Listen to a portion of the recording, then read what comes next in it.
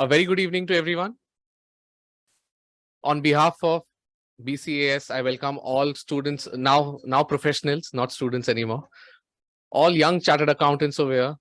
And the program for today is that what are the various opportunities that we can have, and what are the various opportunities that you all can explore after becoming chartered accountants.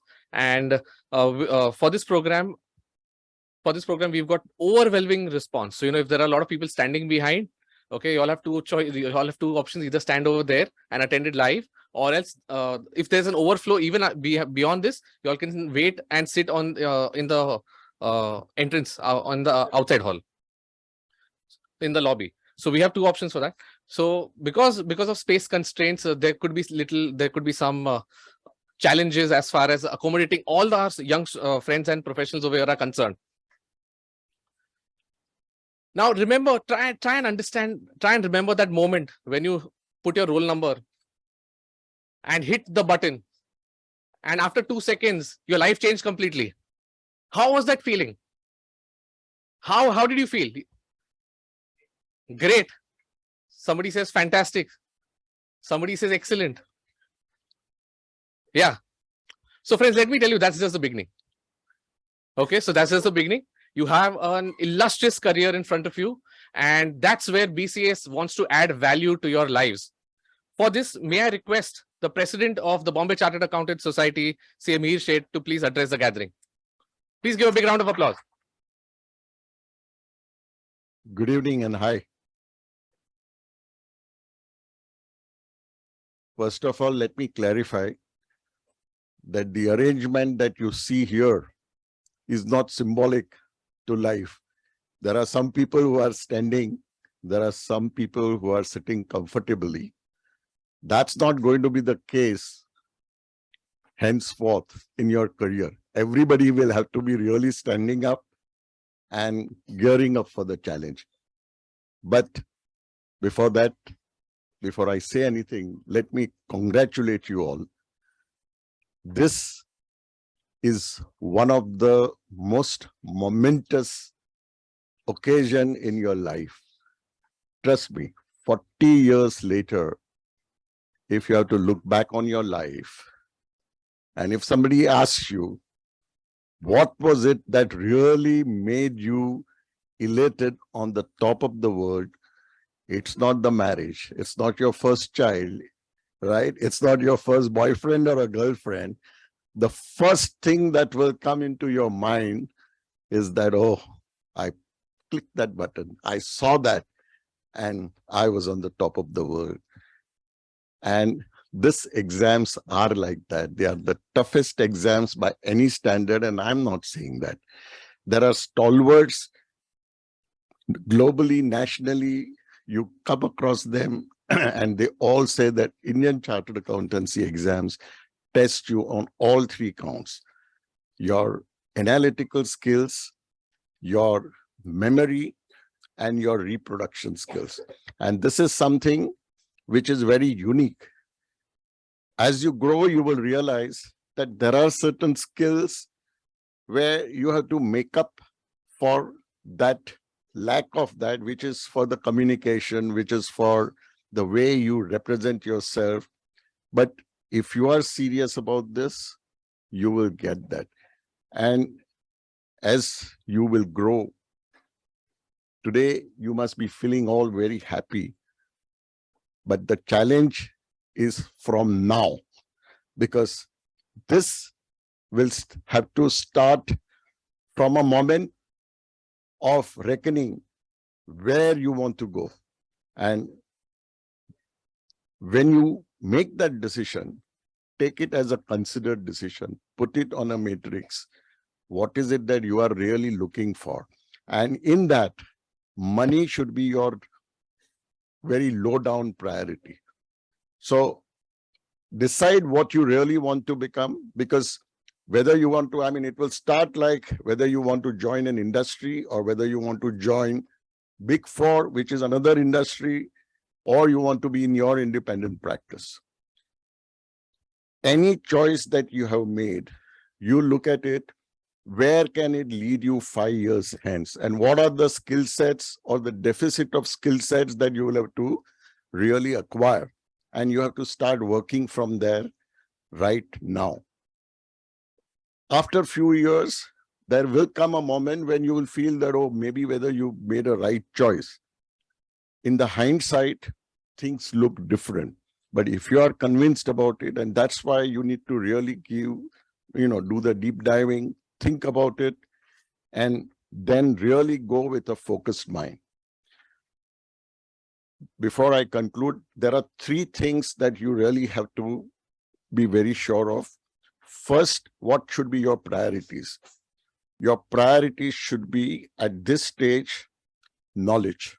How do you gain this knowledge? You have the basic knowledge, but knowledge which you get from networking. And this is the platform like BCAS, where it can give you a lot of input of knowledge, because you will be networking with some of the best. There are people who charge who charge their clients 150,000, 100,000 rupees an hour. They come here for free. They are accessible to you. People are very helpful. Trust me on this, especially all those senior people associated with BCS.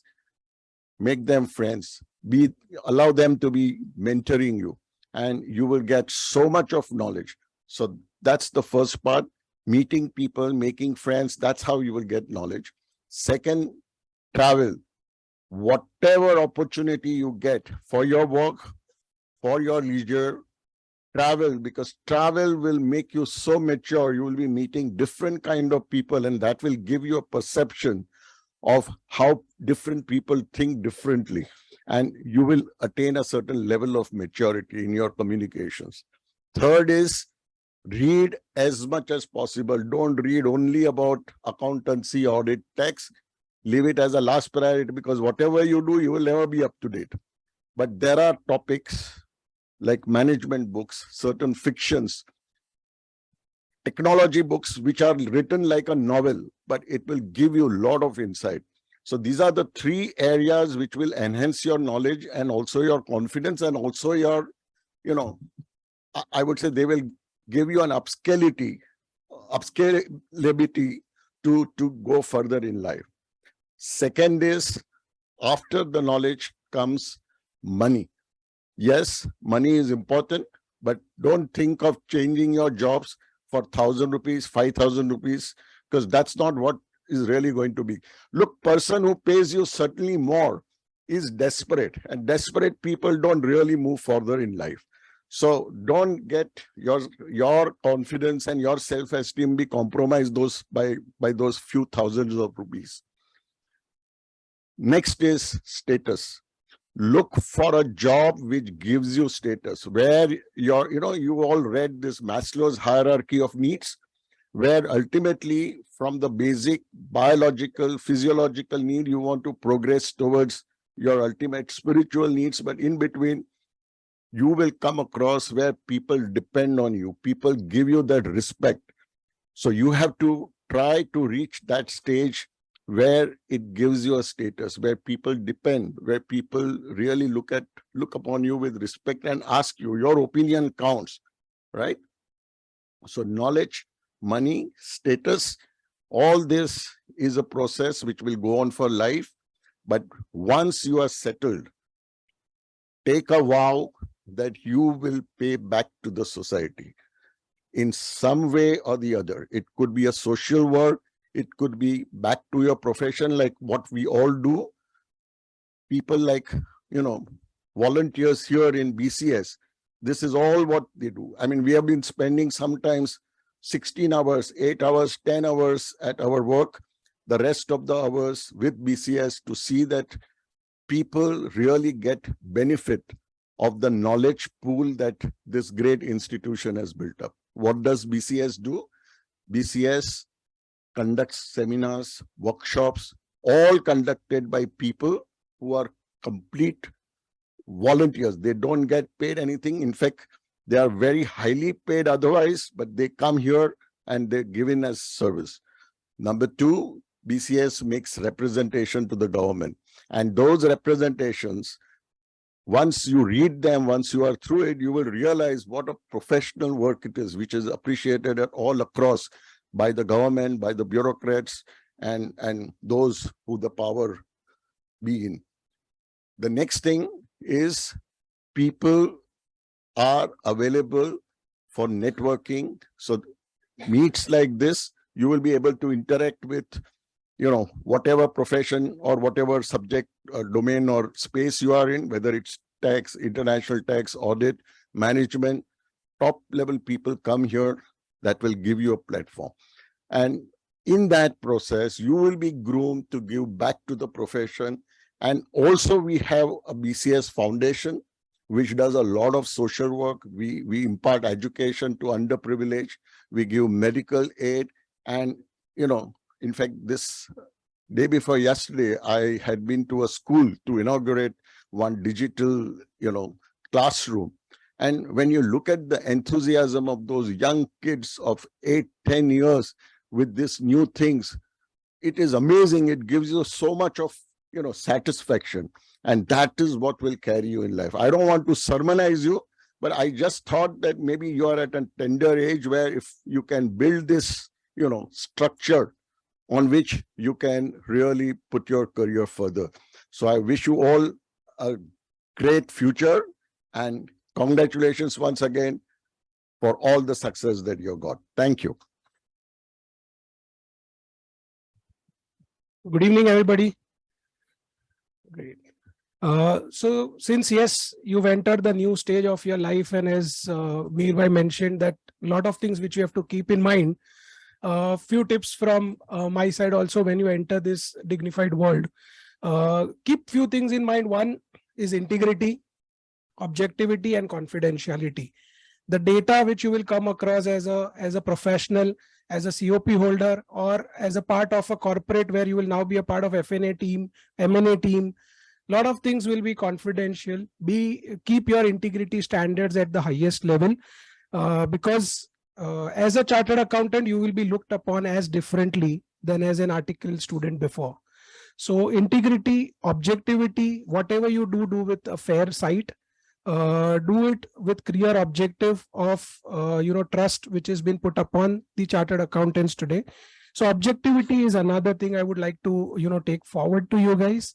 Another one is confidentiality. As I said, many of you will be doing a listed company audit. Data will be shared to you before the results are out. Please maintain high standards of confidentiality as a chartered accountant. So that's on the ethics side. Obviously, you've read it in your books, but practically things are different. So look upon that. Another element very important for you guys is the social media. The way you use your social media now will be different because you are part of that allied group of chartered accountants today. And when you represent the community as a young, not only yourself or your company today. So you'll be representing a group, a chartered accountant as a whole. So whatever you guys put on the social media, you have to be sure what you guys put up. That will, help you to even grow, because yes, it's a use as a medium of marketing yourself. But yes, there are guidelines of institute which you need to know while you're doing social media, especially, and as further, whatever you're putting on social media will be looked differently from today. So there is another sea change in your life. Keep that in mind. Another two critical element when you move to your professional world.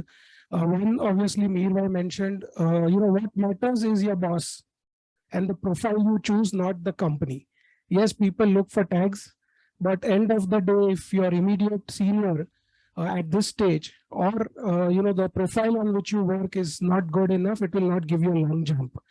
So keep that in mind while you are selecting your job, because that is another important element.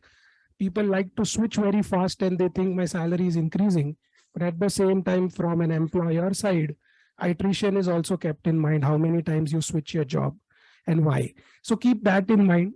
Another element I would say is have a mentor in your professional life. For selecting your job, don't go to somebody senior in your house, nothing that they don't have a knowledge or something, but go to somebody who is part of your professional area. So obviously, I know BCS, this committee has a mentoring program where senior mentors, the mentee get a chance to be with them for 45 minutes, and then obviously it is carried forward between you and the mentor. So that platform is also given by this committee. But that is one of the most important type. Even we today have mentors in our life. So anything on the professional side, social side, we do have mentors, and everybody needs that. So have one, select one, take time in selecting, but select the right one. Another key element which Mehir also touched upon is, I would just iterate a small story which I came across. Was a small guy from a small town had a passion about music. And so he wanted to come in Mumbai. He came in Mumbai. What to do, how to get into the industry of music.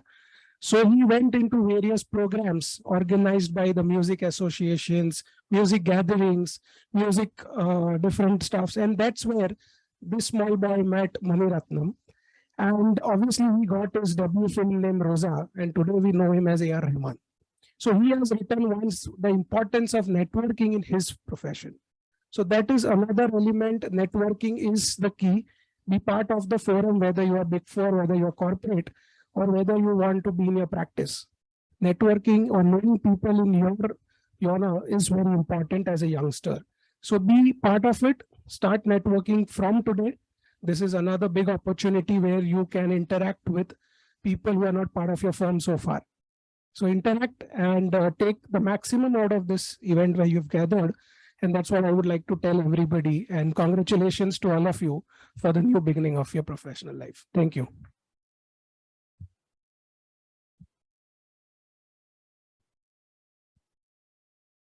Thank you very much, Vice President. He shared some really nice insights about now posting carefully on social media. So now people will suddenly come to you after the budget and say, "Sir, aapka kya opinion hai? Madam, aapka kya opinion hai?" So expect that. So be prepared to answer those kind of questions. Whatever you post will now get scrutinized. May I now request the chairman of this committee? BCS has multiple committees, and today's committee is the committee which has organized today's program is the seminar, Public Relations and the Membership Development Committee. So the chairman over here is C. Narayan Pasari, sir, and may I request him to address this gathering. Namaskar, friends. Namaskar, friends.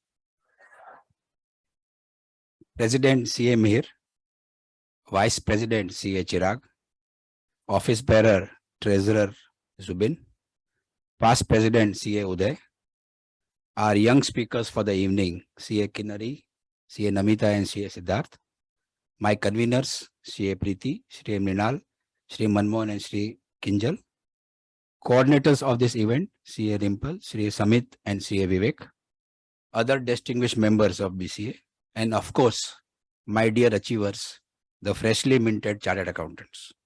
A good evening to all of you. On behalf of Seminar, Public Relations and Membership Development Committee of the BCA, I once again congratulate and welcome all of you to this event. Thank you for being present in such large numbers. This event is also being broadcast live on YouTube for those who are unable to attend the same. The youth, or Yuva Shakti, as we call it, brings a lot of vibrancy to all BCA's activities. Apart from the activities as mentioned by both the President and the VP, let me speak to you about some of the initiatives of my committee of BCAS. The much sought after RRC, the Residential Refresher Course, is conducted by this committee. The 56th edition of the RRC will be held this month, between 23rd to 26th of February in Coimbatore. The RRC brings the best of the latest and relevant topics with eminent speakers for the various sessions spread over 4 days. The time-tested panel and group discussions format of the RRC is ideal for an intense participative learning facilitated by collective wisdom as the delivery mechanism. About 140 CM members across India will be attending this RRC physically. Second, each year BCA comes out with a premium and prize publication called the BCA Referencer, split into 6 subject-wise booklets. It's a ready reckoner for those 6 subjects. Last year was the 60th edition of this continuous publication. To mark this momentous occasion, we brought out a collective edition, a supplement tracing the history of the referencer over the past 6 decades. We have many youth members contributing to this referencer. As the social initiative mentioned by the President, this committee, along with BCA Foundation, also conducts a blood donation camp every year at the BCA office. Here too, our Yuva Shakti takes the lead. Last year, we ran the largest mentor-mentee program with 113 mentees from 42 towns and cities spread across 17 states, being guided by 56 mentors who collectively invested 175 hours in this program. Some of the mentees continue to be in touch with their mentors for guidance. Season 2 of this program is currently underway. I encourage you to give yourself the invaluable gift of being mentored in a one-to-one session of 60 plus minutes with a senior chartered accountant from our core group. Check more details with the BCA events team. The annual calendar and diary of the BCA, which is a big hit among members, is also part of this committee. Going forward, BCA would like to acknowledge and applaud you on your success. Clearing the exams is the first milestone for you and lots to be done after that. In the word of Mr. Mukesh Ambani, it is important to remember that there are no overnight successes. You will need to be dedicated, single-minded, and there is no substitute to hard work. To help you plan your future ahead, we have with us 3 youthful and engaging speakers. The topic this evening is Milestone 2.0, Career in International Tax, M&A, Startups, and more. The questions sent in by you have been shared with the speakers well in advance. I am sure they will answer most of this during their respective talks. By the end of this evening, I am confident you will feel much more sure of yourself and where you would want to see yourself 5 or 10 years from now. I understand your batch spent a greater part of the articleship period working from home and attending meetings online. Working and interacting in the real world is a skill that you will need to now hone. Dear friends, poised as you are to reach for the skies, we at BCA consider it our responsibility to equip the young budding CAs with the right set of skills and knowledge to achieve professional success and name. Come and join BCAs to expand your networking opportunities. The 4-day workshop on public speaking and business presentation skills spread over 2 weekends is scheduled to start this Friday, followed by the 3-day 10th YRRC from 17th to 19th March 2023 at Novotel Imagica. Do connect with the BCS events for registration details. Today we are happy to have 3 extremely articulate and vibrant speakers in Kinnari, Namita, and Siddharth. Since they are from the social media age, most of you must have seen their profiles. However, as per protocol of BCA, I call upon my convener, CA Manmohan, to do the honors. And before Manmohan comes, I will request the Vice President, Zubin, all my conveners, and all coordinators to come on the dais to have a photo ops, please. They have done enough work for this event. Good evening, dignitaries on the dais and off the dais, and welcome you all to the CA Parivar.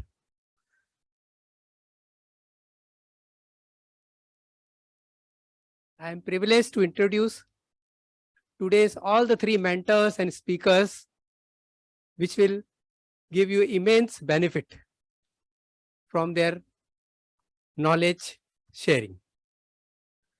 First, I will introduce Kinnari. Kinnari is a qualified chartered accountant and a certified public accountant from USA. She has over 18 years of experience working with the Big 4 and other firms in the transaction advisory practice, especially financial due diligence. She was the director at Grant Thornton before heading the transaction advisory practice in Western India at Equisery. Kinnari has worked on 1,000 plus transactions and served financial and strategic investors in both domestic and cross-border transactions. Her clients include large and medium-sized private equity firms, venture capital firms, family offices, and Indian corporates.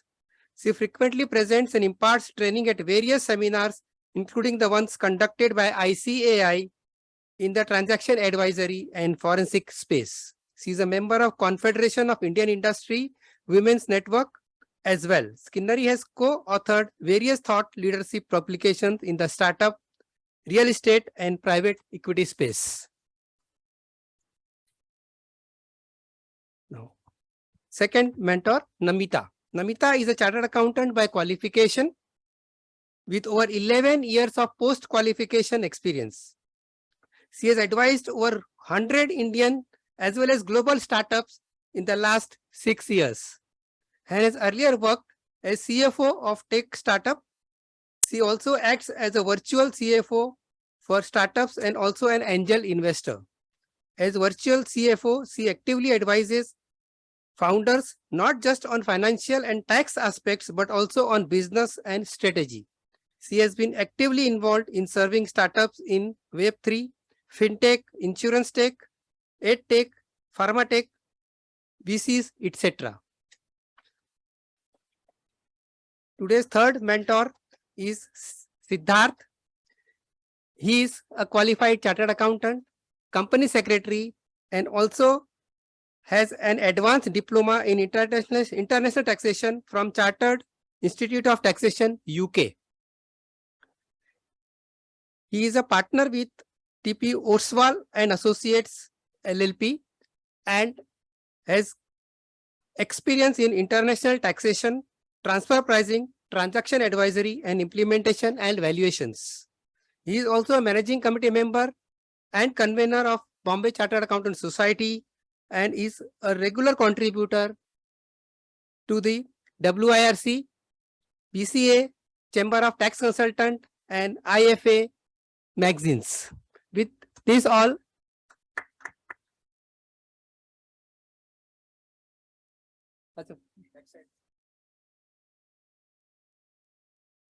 now before that, we will do the pleasant task of giving mementos to the speakers of the day. I call upon Chirag Doshi to give memento to Kinnari.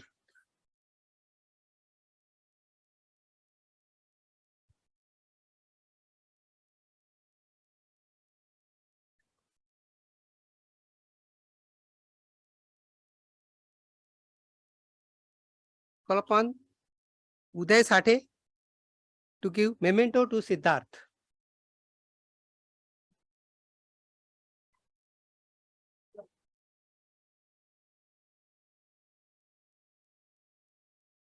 And call upon President Mihir Bhai to present memento to Namita.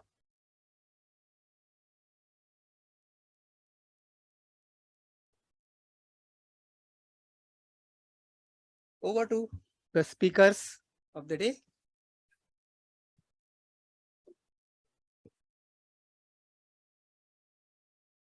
Yeah,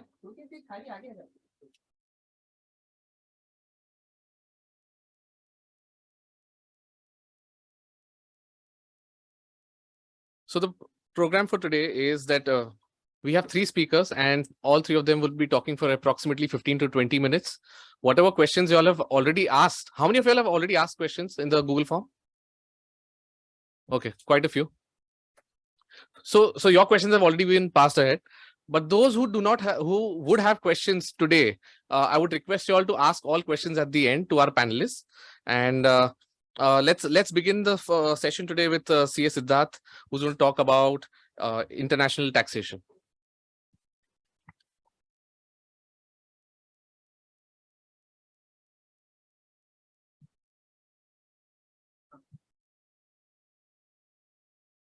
Good evening, friends, dignitaries of the dais and my co-speakers on the dais. Everyone has spoken about your excitement when you saw results, right?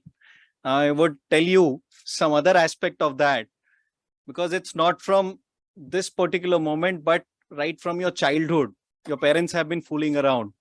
Because first you were told that just complete your 10th standard, life will be sorted, right? Then came the 12th standard and you were told that just complete this and you will be sorted. Then came graduation and they said everything will be sorted. And then you were told just complete CA and you will be sorted in life, right? Believe me, my friends, every 5 years you will be said this and you will be on the higher pedestal to see another step in life which will bring much more challenging things to you. But there is always going to be a self-satisfaction that you have achieved something by qualifying something where we are handful in the country and we are respected amongst the professional bodies. But when we see today's era where we have a lot of information which is available, and in that sense, I would say that some of the seniors here sitting here, they have had the privileged times for two reasons. That when they were qualifying and they qualified and they were working in the profession, information was less available, and they had seen the evolution, which was over the period of 10, 15, 20 years. Okay, they had seen this entire evaluation, and that's how they could nurture themselves, and they saw different phases in life.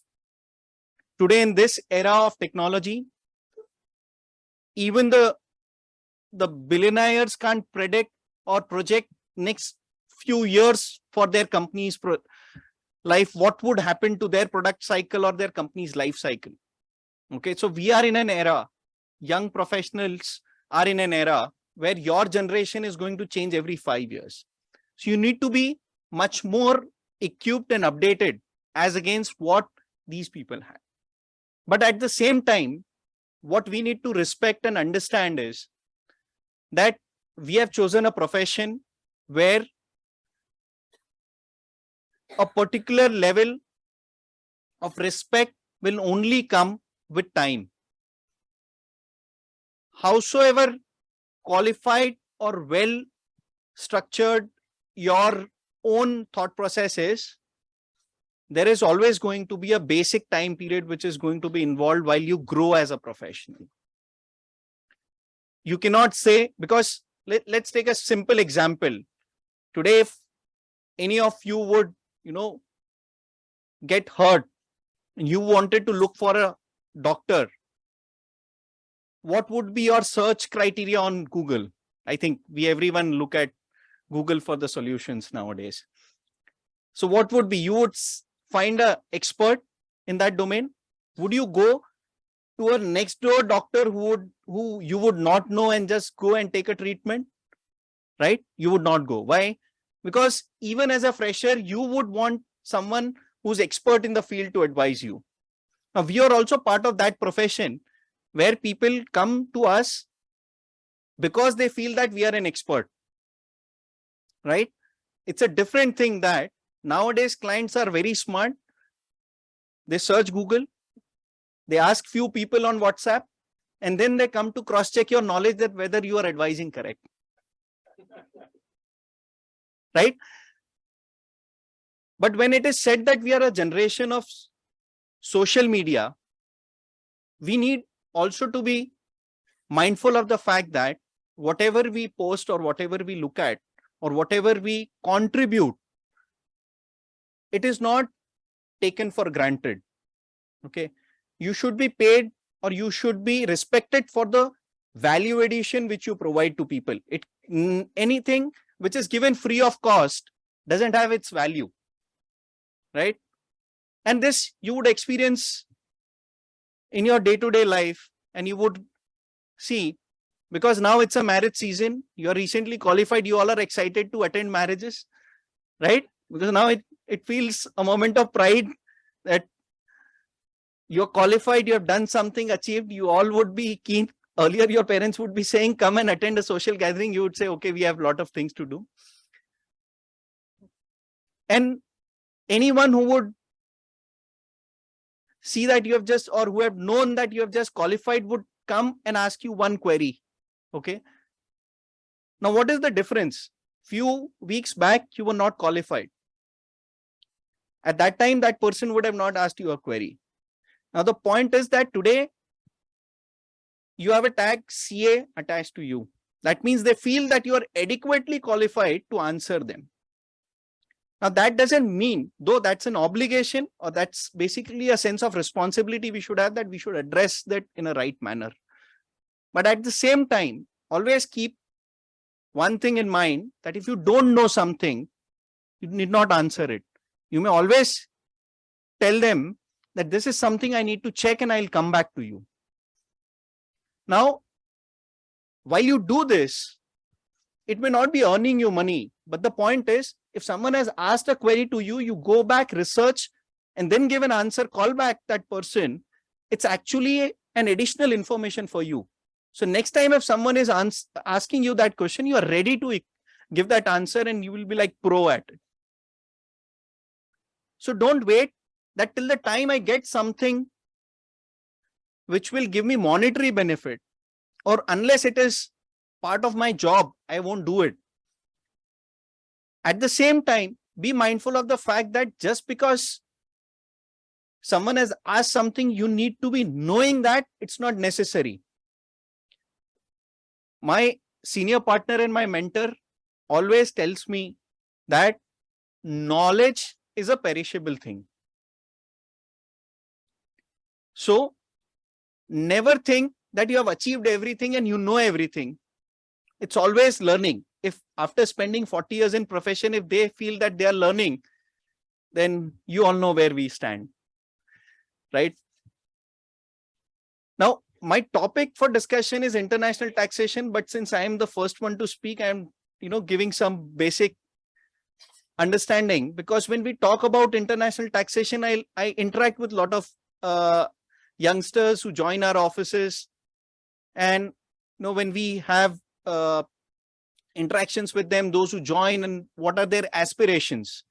So now, right from the day when you want to start interning or doing, want to start your articleship, you look for a specialization, right? And that is where, many people ask that, what do we do to make career in international taxation? The point is, specialization is an event which comes after you clear your basics, or if you have mastered all the aspects of normal subject matter which you should be knowing. And then you get into the specialization where you focus on particular area, you work for a number of years in that particular area, and you master that particular area, right? And it need not be necessary that everyone should have a specialization. There is a good value for generalist as well.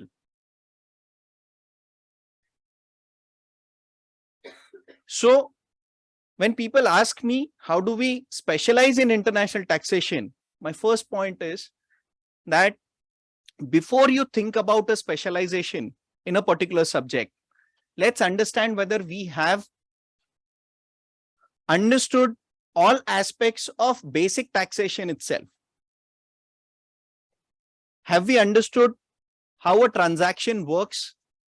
Because the point is that when you are going to advise someone on a particular aspect, first thing which we want to know, or which you should be understanding, is that what is the underlying base of that transaction, how this happens, how many parties are involved. That's where you will understand the implications of that. And then you would be in a better position to evaluate, analyze, or even advise to someone else.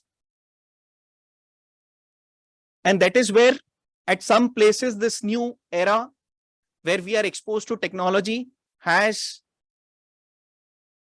made us little backwards, because we don't get first-hand experience of how the things happen. We read about supply chain, right? How many of you are aware that how many steps are involved when you place an order on Amazon and you get goods delivered to your home? Any guess how many steps would be there? How many checks or balances would be there when an order is placed online on an app and that is getting delivered to your doorstep? Some guess? Don't tell me you don't order online. Huh? So the thing is, when you place an order, okay, first you are interacting with an application which gives you the choice of product based on what you have searched in past and what is your preference. And you place an order, that order is process after the payment is made, there is an intermediate involved, and then it goes to the confirmation. That is sent to the warehouse, where warehouse, it will go to the right place where that good is stored. So it is getting sorted. From that warehouse, they will look at the address from where they have to supply and they will take out. Then there is a correspondence which is sent to the logistic partner who will process it. And then logistic partner will get involved. He will pick up, then move it to the shipment. Shipment will be, track all the steps. There will be multiple scanning which will be done so that you get the update. And then it comes to your destination where it is delivered. And then a confirmation is sent that, okay, this transaction is completed. It has been delivered. How many steps? We don't even care, right? Similar is the banking process. How many of you know that when you do a banking transaction, how many layers of approval are required for processing a banking transaction of clearing of check? Yes, this should be a simpler one. How many people, how many approvals are required when your check is processed in a bank? Yeah, haven't gone to bank in so many days to process a check, right? Now imagine why I'm asking this question, because if we do not understand the process, how are we going to advise it, structure it, or even audit it? So when you go to a teller counter, earlier old days, you used to fill up a slip, go to a teller counter, they will collect, stamp and give it. That doesn't mean your check is processed. It goes back to a backend manager who punches that data, then it is approved by a authority, either a branch manager or a level before that who will process that. There is an approval. After that, it gets confirmed. In a digital MICR processing, or maybe in the RTGS processing, this is done technologically by matching the ledgers or the approvals, but still there is an approval in place. Now, if you do not know this process and you are auditing a bank, or you are advising a startup entity who wants to do a banking solution, how will you advise? First, you need to understand the transaction flow. So the basic thing for every professional is that understand the background of the business, the background of the transaction which you are looking into, be it from a tax perspective, be it from an audit perspective, be it from a normal advisory perspective. Or at times people may come for something which they may not be aware about. They may say that, okay, we want to do this. Tell us what it requires in terms of processing. In terms of ease of doing business, we have a lot of processes which are set. But what we are not aware about is that how this process is to be completed. And there are many opportunities in these intermediary processes which we lose because we do not know that. And mind you, friends, future will be of those who know implementation. Very small example. Recently, we saw that there was a war between Russia and Ukraine. Any technology, any advanced stage war in future will be through technology. The moment your electricity power is shut, your banking system is shut because you're all online. Right? This is the era which we are going to see down the line. So we need to be prepared basis that what will happen, how do we process? If technology goes off, how do we work? How do we process? Because people will come with you these real life situations. So the point is that we need to understand these nuances, how these things are processed, and then we need to place ourselves at what is our domain expertise. And why I am talking about implementation, because small steps. When we talk about what we do domestically and what we do internationally, when we talk about international taxation, we also do the same thing. They read their domestic law. When you apply a domestic law of any particular country to an international transaction which involves two cross-border entities, that becomes an international transaction. I mean, when we practice international taxation, we don't go outside Income Tax Act and only practice treaties. It is section 459. Basic sections of the Income Tax Act which we practice. Then everything revolves around, there are processes. At times you will come to know that we don't even know the provisions which are there in the act which exist because it was not there for 5 marks in examination. And I'll give you my real life example. FEMA was for 5 to 10 marks in our CA curriculum. We used to only study that chart: capital account, current account, permissible, prohibited, right? Only chart to learn under FEMA is that 3. We have so many senior professionals who have been FEMA experts and have made life out of it. It is not only for 5-10 marks. And the day I entered my office, I mean, this is my first place where I started working and I'm continuing. First day at my work, I was the only one sitting at 7 o'clock. My senior partner called a junior partner, send FEMA manual with someone. No one was there. He told me, just take it. It was my first day. I took that book. He didn't know me. So he said, LRS ka regulation nikalo. 10 mark hi aaye pade the apan hai. We know 3 table: capital account, current account, and prohibited transaction. I started looking at the index. He's a senior professional. He said, itna time lagaoge to advice kab dunga? He took up the book. He looked at the FEMA manual. He took it out. He showed. That day, I went back to my seat. I felt bad. First day at your work, you get fired by your senior boss. What impression you give him? Full index ratified. What is where? Because 50% of your knowledge lies in knowing where that knowledge is there. Okay, that is your base. You should know where you can extract information from. Be it domestic taxation, international taxation. Because let's say today someone comes and say, okay, UAE tax. What do you have to do? Go to UAE domestic government's website, take out the domestic law and read. But you should know. You can't go Google search UAE tax rate. Google shows 10%, 5%, 9%. Give advice. No. The point is, it's upon for you to understand. There are shortcuts available. There will be KPMG report, PwC report, but how long will you depend on that? Right?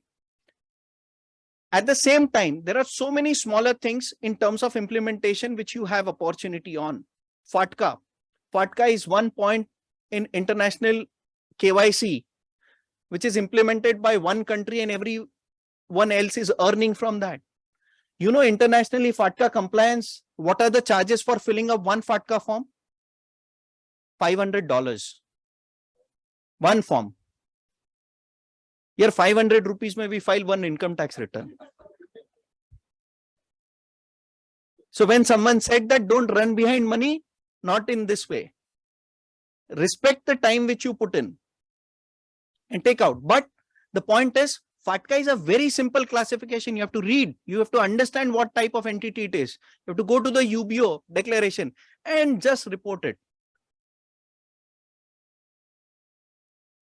So if a foreigner can make $500 out of it, go to him, tell him I'll do it for $300, $200 you keep.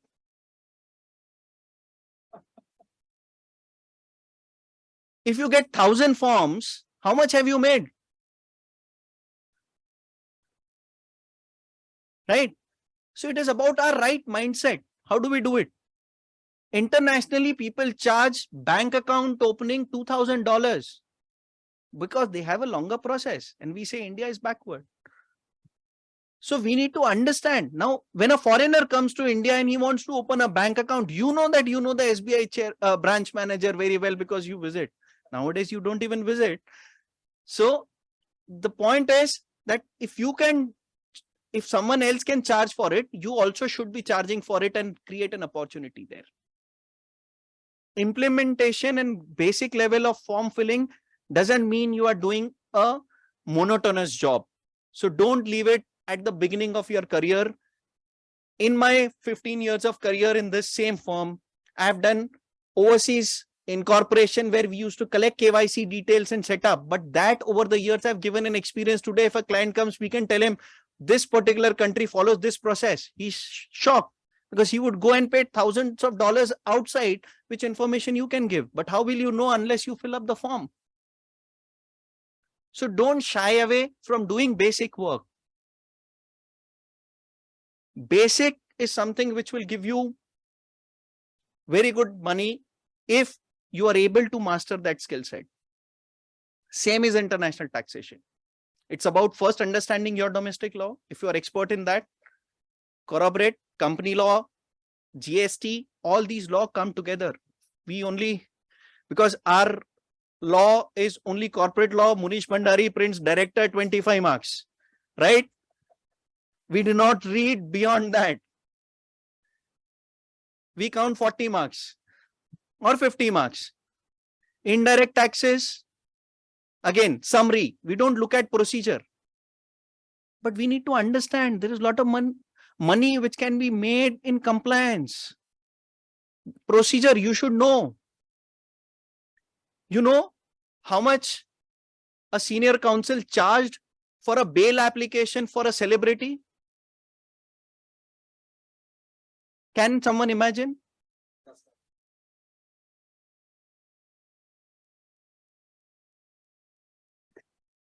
Depending on the celebrity, from 50 lakhs to 5 crore. Now, bail application is a standard application. No one reads it. It's only art of you presenting it. Now, imagine this is the same thing which happens. Now, today you have got an opportunity. Earlier, there was barrier in income tax that a junior guy goes and represents to a commissioner. Commissioner takes it on the ego that how can a junior person come and represent? That's the mindset we are in. Doesn't matter. You have your confidence. Go at least try. What will happen? He'll shoo you away once. He'll say, go and speak to my additional commissioner or a deputy commissioner. You will get to know what is the process. But go prepare yourself. Present it. Now we are in an era where we have to make online submissions. That means we have to first understand and write it in a language which the other person can understand. That is where we lack, because what we have done, we have got classes, and now the best tool is that you have got pen drive lectures. Watch it at your convenience. Don't even wait for a teacher to explain it and you ask a cross question and understand your query. We feel, okay, there is 1 hour session where you can send your queries and you get a response. That's where we become passive in interaction. It's okay. Someone will shout at you. They will give you back. You will be embarrassed. It's fine. But that is what is going to teach you that, okay, this is what we are not supposed to do next time. So when you look at profession, taxation, audit, whatever it is, first basic master, have knowledge of everything, then decide what your specialization is. And one of the key things which, looking at this audience, I feel that all are in early or mid 20s, not early 20s, mid 20s, right? Make classification of your age block and decide what you want to do in what phase of life. Everyone else will come and go and tell anything. Ultimately, you are going to stand there to survive for yourself. 27 to 35 or 36. Make the most of it. Do whatever comes your way, do it, don't look at it. That is the experience which you will collect, which will build upon from 36 to 45. And believe me, friends, 36 to 45, your risk-taking ability will go down because you will have more responsibilities added to you. How many are second generation CS? Second generation in the new lot. Very good. You don't have pressure, society pressure, that you have to perform better than someone.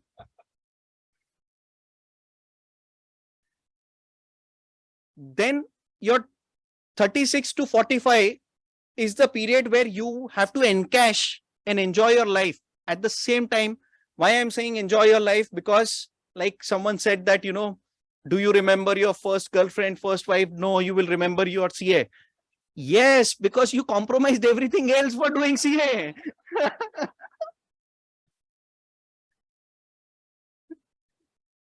While people were celebrating Diwali, you were studying November attempt. People were going on holiday, May attempt. Right?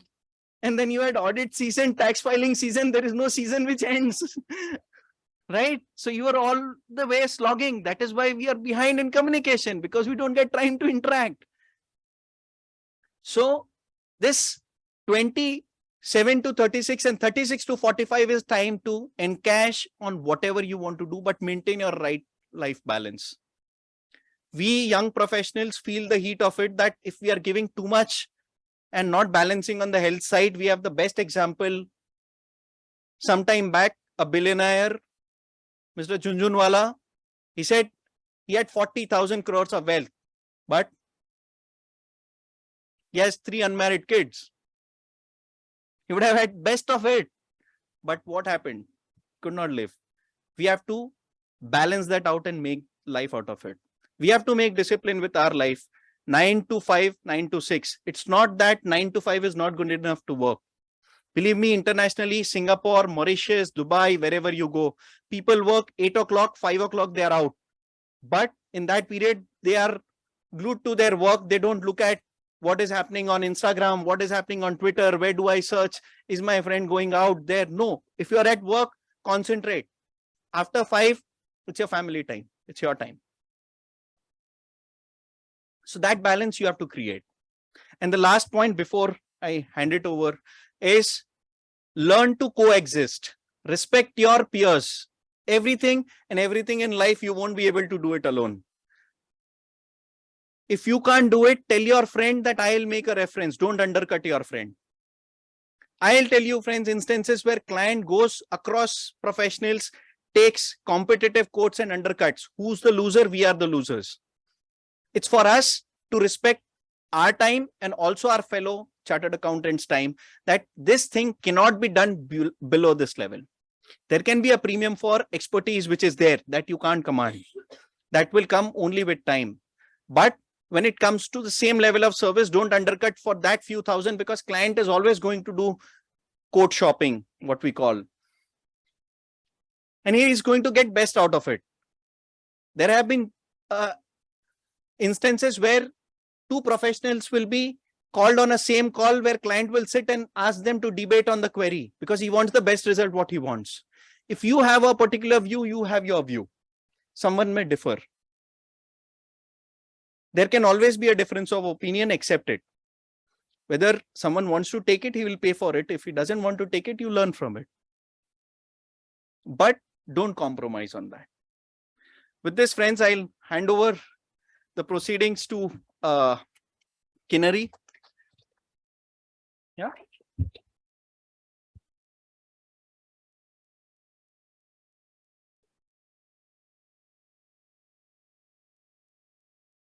Thank you very much, Siddharth. You spoke really very well about the first instance where you were asked to submit some details and find out something about LRS.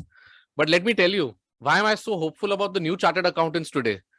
When you joined your firm on the very first day, I'm sure Google was there, but you didn't find the answer on Google, or probably you didn't use Google. But today, not only Google, ChatGPT is there. They will find not only details about LRS, but what are the precedents, what are the Supreme Court judgments, what is the law, what are the updates, everything with a click of a button. And I'm very hopeful the newer generation is going to use artificial intelligence in addition to the intelligence that they already have. So I'm very hopeful about the chartered accountants over here. So now the next presentation is going to be from CA Namita. She's going to talk about startups. So request her to please take the dais. Come over here. Thank you.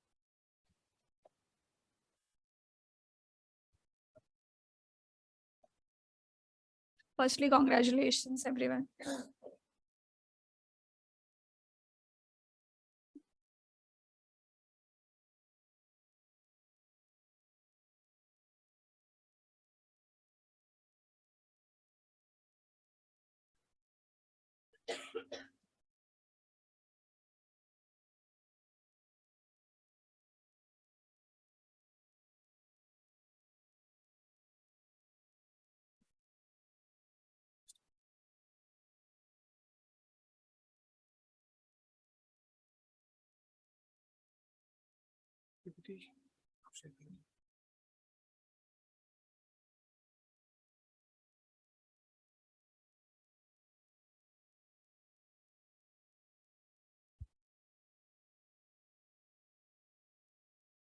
So firstly, we haven't seen each other's speech or presentation, but all points are common. I mean, everyone is going to tell you the same thing in different language. So takeaway would be same. Yeah, so startup, I mean, everything is about technology now going forward. Chat GPT, artificial intelligence, technology is going to take everyone's job. So you have to keep upskilling yourself, be tech savvy, understand new gadget, just try it out, read a lot. So future is technology, and now whatever is you see around you is technology. So be ready. Like, I'm not sure if you know, there is one New Zealand based company, Xero, XERO. So if you upload any financial document, be it invoice, bank statement, it automatically accounts that transaction in the system. So there won't be any job for the accountants in future. So this is how dynamically everything is changing. So yeah, it is.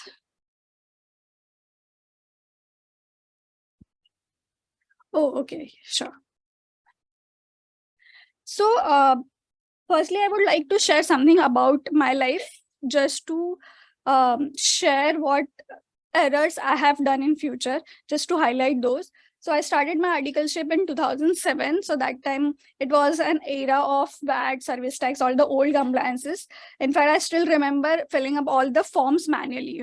There was no online system to upload that. And after 2008, all the forms were automated or system based.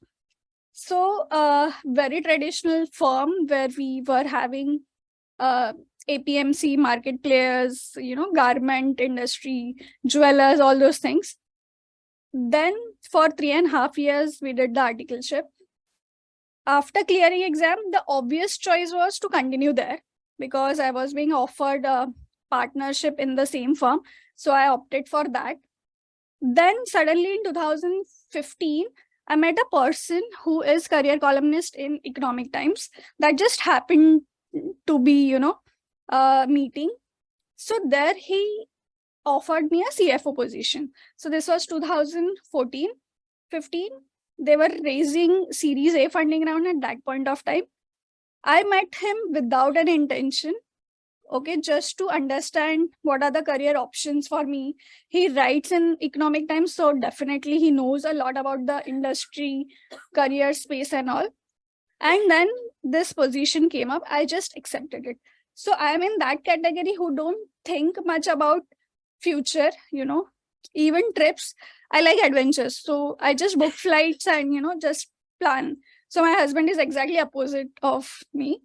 So I like that adventure in life. So I never plan anything. And I accepted this.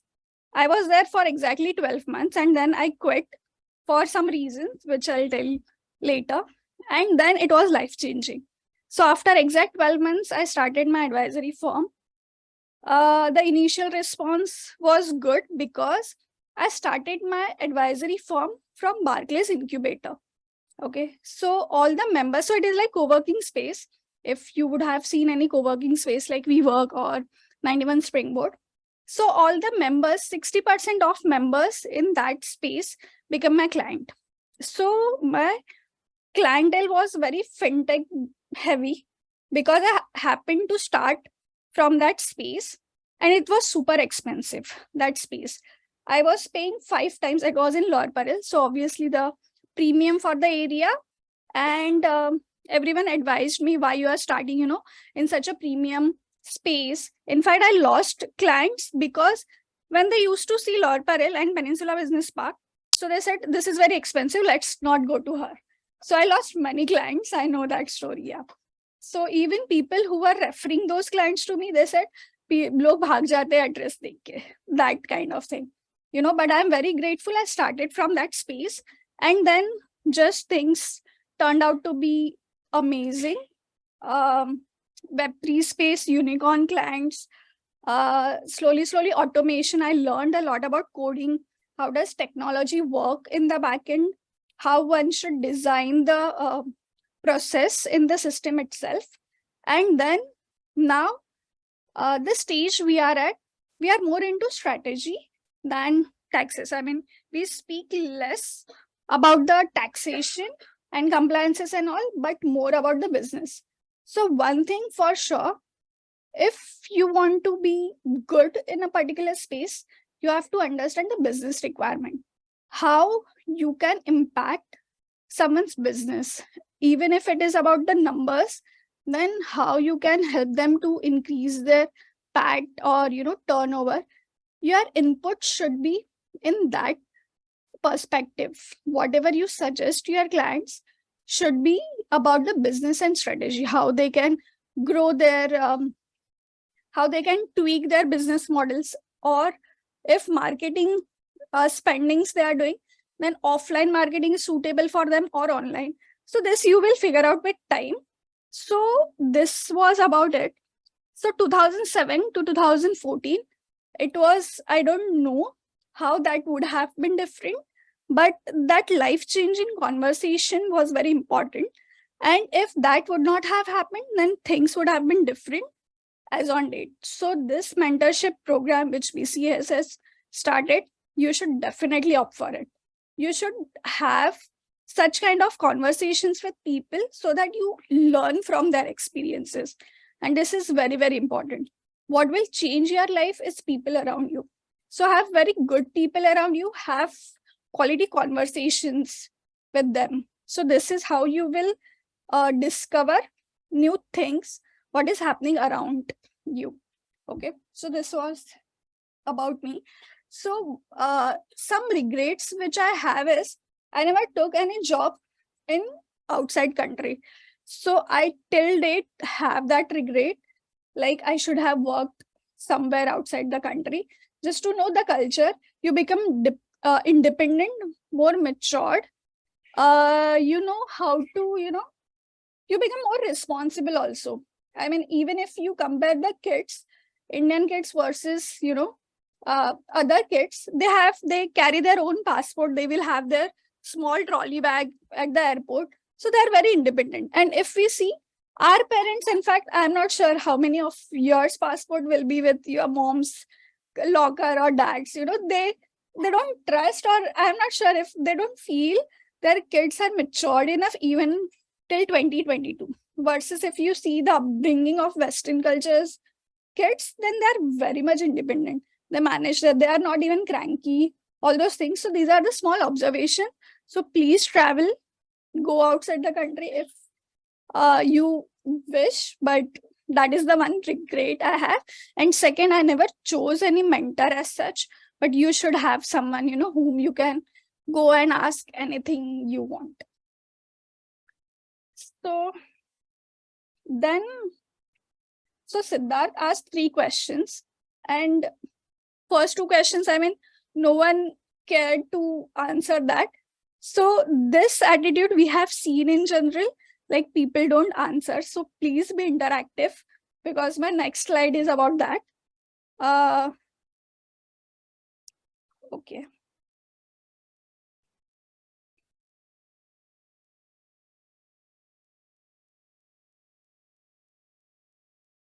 Okay, so actually Meher sir's speech is kind of flop, made this slider kind of flop. But what matters the most to you while selecting the career? I want you to answer this in your phone by scanning the QR code. It is too hot.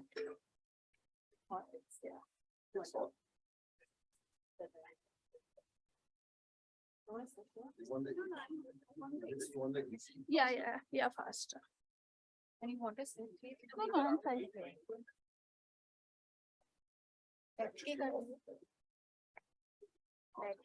Oh, that is fine. I'm just breathless. You want to sit down? No, that's fine. That's fine. Just a request. Increase your volume. Sure. They cannot hear, no? Yeah, sure. Yeah. Is it better now? Yeah. So we have 140 people, right? Here.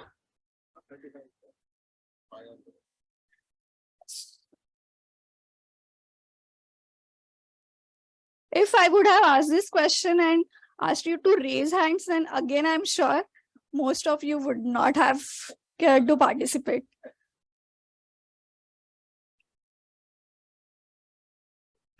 So this was the question that was asked by that mentor. What matters the most to you, money, autonomy, freedom, or learning? Okay, I took 3 days just to think about it. I thought a lot around this, and that really determined the way ahead for me. Okay, so no answer is right or wrong. Firstly, it is absolutely fine if you want money, because everyone come from a different background. Everyone's journey is different. So there is nothing right or wrong about it, but you should be really, and the answer would change with age, so today money would matter for you, but tomorrow it won't. Okay, so just keep evaluating this. Ask like what you really want in life. So my answer at that point of time was freedom. I don't want to be micromanaged. No one should question me why you did this, that. I want complete decision-making powers. Then I chose that company because there was complete freedom in finance and legal. I know as a CFO, I can do anything I want. Because CEO was busy raising funds, so I know he won't be interfering in my area. So I know freedom is the thing which I want. So see, again, out of 140, only 88 people answered. So other people, I assume, don't know how to use QR codes. So startups is not for them. Okay, so yeah, so you should be clear about your need. And obviously, this is a very matured question. This is not the age where you should realize that.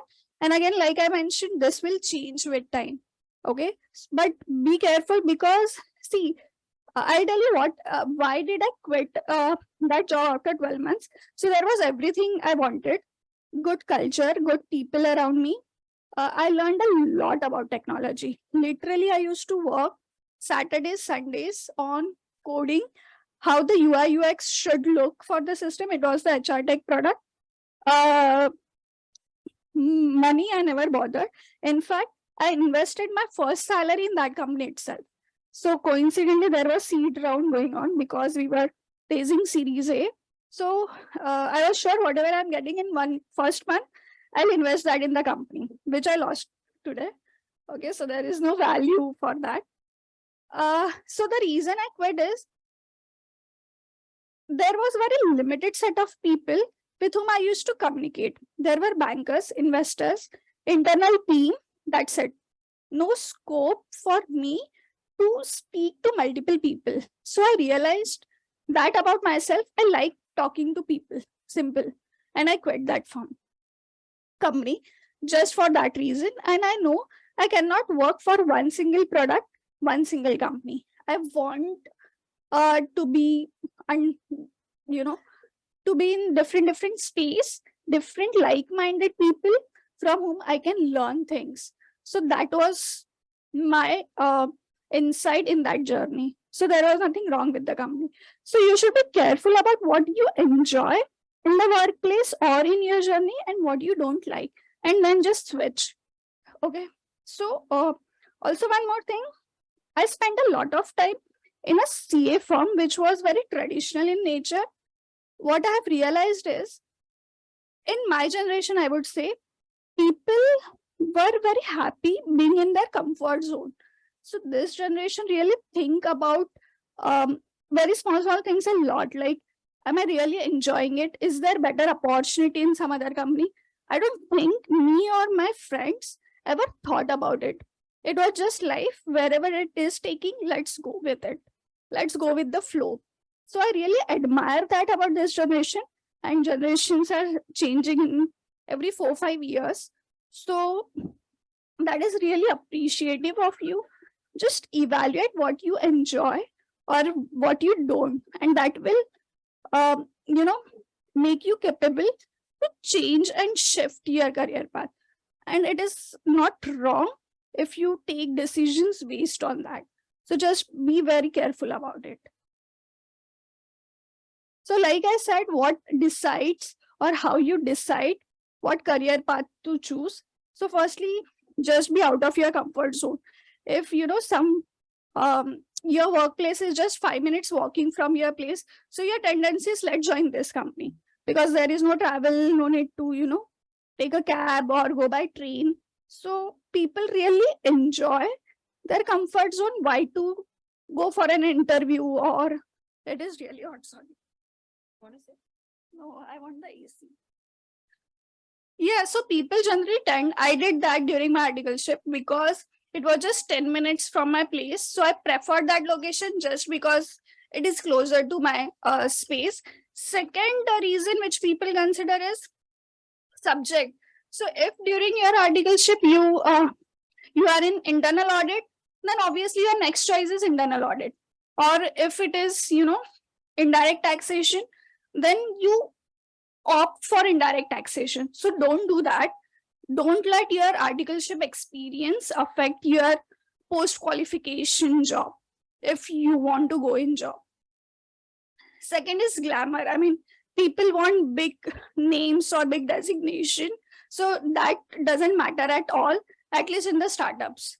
I would suggest if you want to go to any of the startups, then be a core team member where you interact directly with this CEO or founder. We call them as a founder, because you'll be working on each and every segment. Okay, legal, tech, automation, marketing, sales, UI, UX, everything. So don't go behind designations, or you want any, listed companies or big four for that matter. Go where you get maximum exposure, maximum learning. And then again, societal pressure. If your friends are going for XYZ company, then again your choice becomes let's go with the group. So that also determines, or your parents, they know little about what is happening in the world.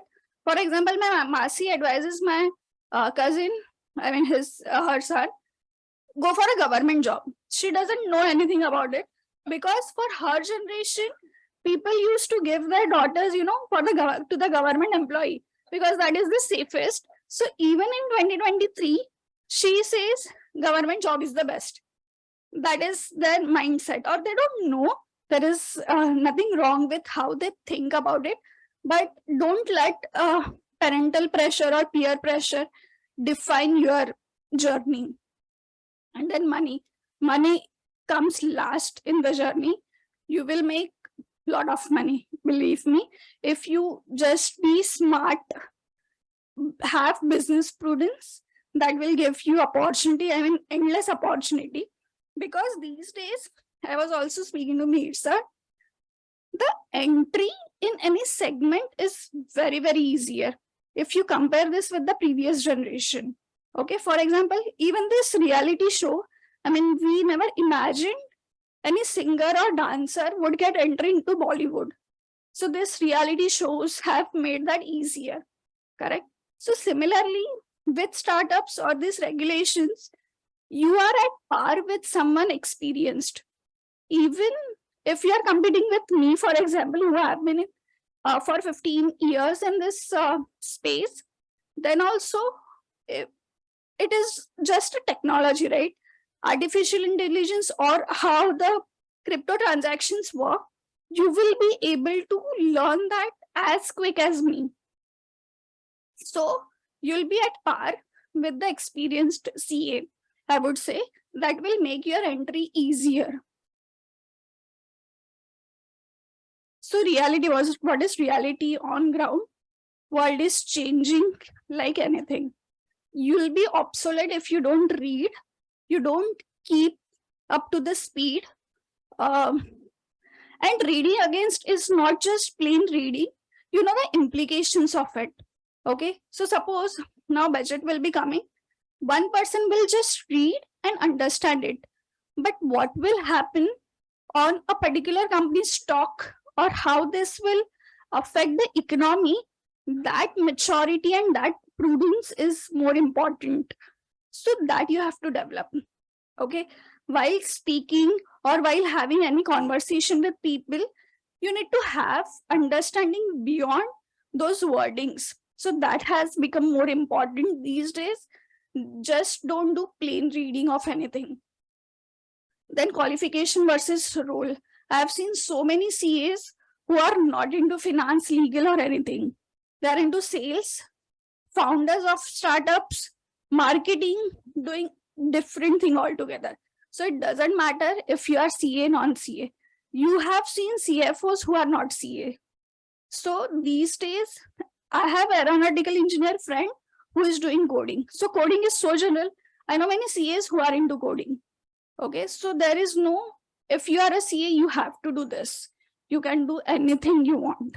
So don't just limit yourself to finance heavy or number heavy jobs or career options. Exactly, yeah. Then short career span. Believe me, if again, the age of retirement will be 45 or 50 in the near future, because young people will take over everything. Even if you see, there are layoffs happening. Okay, I know clients in Deutsche Bank, they are asked to resign at the age of 45, 50 because they can afford young people who are more capable at lower salary. So young people will always take over. And if you don't have that expertise in a particular field, or you don't create that premium for yourself, and that is where brand is coming in, right? Social media and this influencers is all about creating your own brand.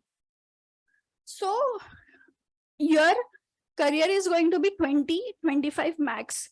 Whatever you have to do in that 20, 25 years. So careers were nothing like that, like our dad's generation or parent generation.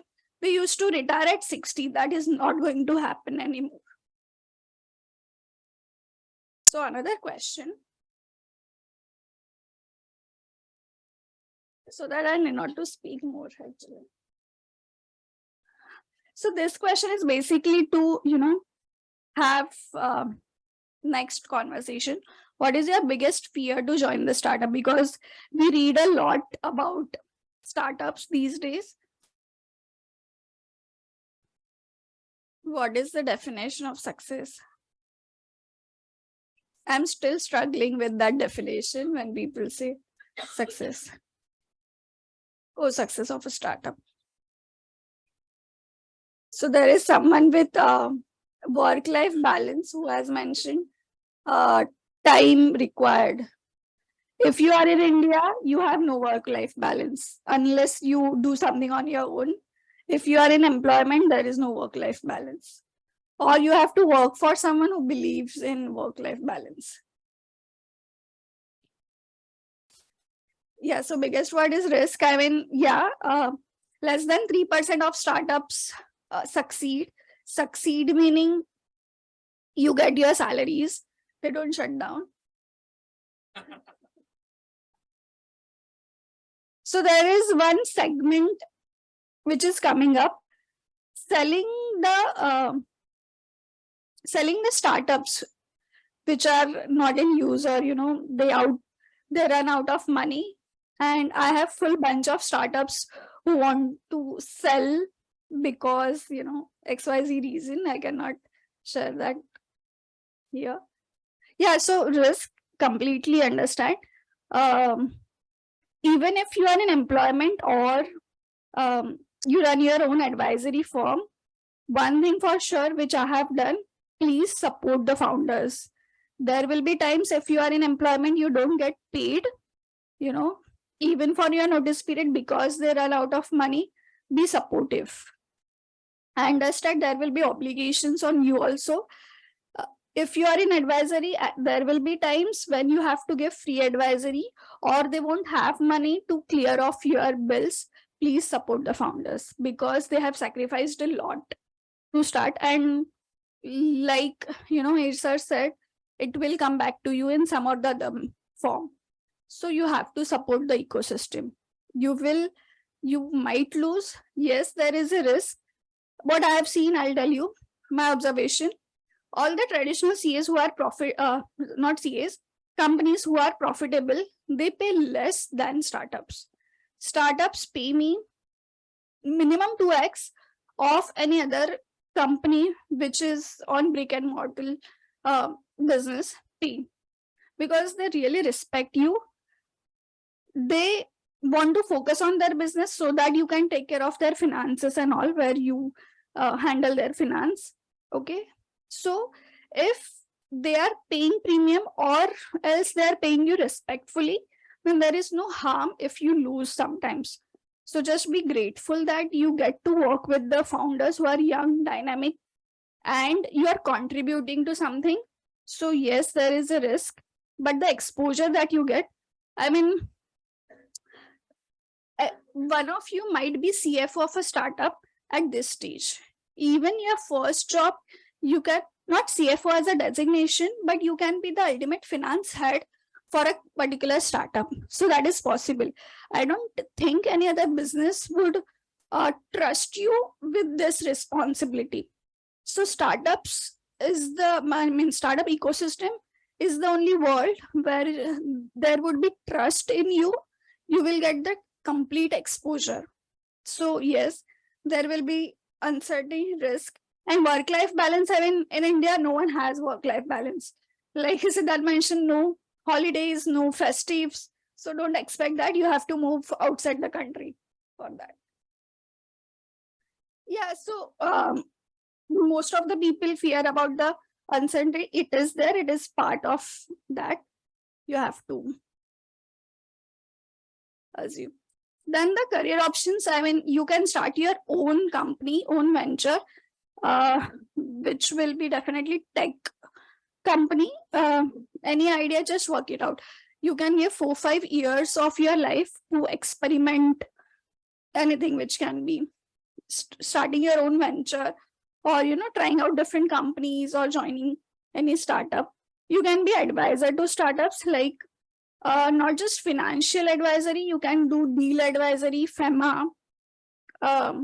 Just start with any kind of advisory. It can also be UI, US. These days, there is this user research business, which is more of a logic based. I mean, we get the assignments like this product is viable or not. So we have to test it out. Okay, market really needs something like this or not. So it can be anything. Be just open to accept any kind of assignment, and then joining a startup as an employment.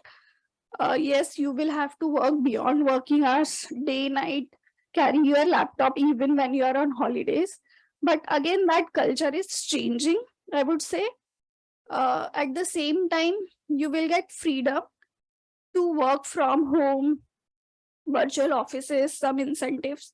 So that is part of startups. What will you need if you are in this startup space? I mean, tech. You cannot escape tech.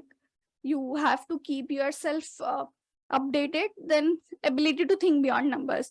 We always tend to have everything around numbers. It doesn't work that way. You have to understand other implications of any transaction, or how one thing would affect other business plan. How you can, if you are good with numbers, then how you can improvise on numbers. I mean, how you can contribute to the part that you have to advise client. Then that link can be there, can be related to their lending model or marketing spends. It can be anything. Then problem solving aptitude. This is again very, very important. If you happens to be, or you choose practice as your career, and you cannot be this way with your client or startup specifically, is pe to tax bharna hi hai, or you need to have hard copy of invoice. No, you have to find a solution to it. You cannot be rigid. It works this way. There will be times you cannot afford to pay tax. Otherwise, your whole business model will not be viable. You have to tweak it to fit into the tax laws, or at least protect your client, but you cannot simply afford to pay taxes at times. Okay, so most of the crypto exchanges are not paying taxes. If they pay tax, then they will, they have to end their game. You have to just see and find a solution around it. You cannot be rigid, like you have to print the invoices. You have to find a solution to it, how you can digitally store it, whatever is required to do. There are many RBI norms where, You have to store the data, KYC data without having the identity attached to it. So all those things you have to evaluate how you are going to solve the problem. So clients won't come to you just to give you, just to ask you what is the impact. They want to understand how you can save them. If there is any cost implications, how you can save them from the impact. Then adaptive. Again, dynamic, you have to be adaptive. It might happen your startup is changing the business model altogether. So you have to understand the implications and just change yourself. And presentation and communication, I mean, we have to understand how to sell yourself. Everyone is a salesperson at the end. You should know the communication skill. Like people join this golf club. That is a business tactic. I mean, I'm not sure how many of them are really passionate about golf as such, but this is how you socially connect. And if you build that connection, it will help you to grow, and communication is the only way to have that. So just to give you an example, how two people connect is language or culture. So if two people happen to be Gujarati, or they speak the same language, Tamil, then they will connect with each other. So language and culture is the factor which connects that. So if you want to speak to tech founder, you have to understand the technology, as simple as that. So like this Airbnb, IKEA has changed a lot about all the Airbnb people, any traveler. Because if you go to any Airbnb around the world, you will find IKEA furniture. So that connection they have built automatically. You feel like home because everywhere you'll see that. That is very impactful. So culture and language, you have to understand that for, connecting with anyone. And then hands-on attitude. At times it will happen that you cannot say this is not in my scope. You will have to do certain things in startups where it is not your role or expectations, but you have to do it. There are not enough resources. So you will have to take up jobs which is not yours, or you are not meant to be for that. But you will learn at the end from everything. So yeah, that's it from my side.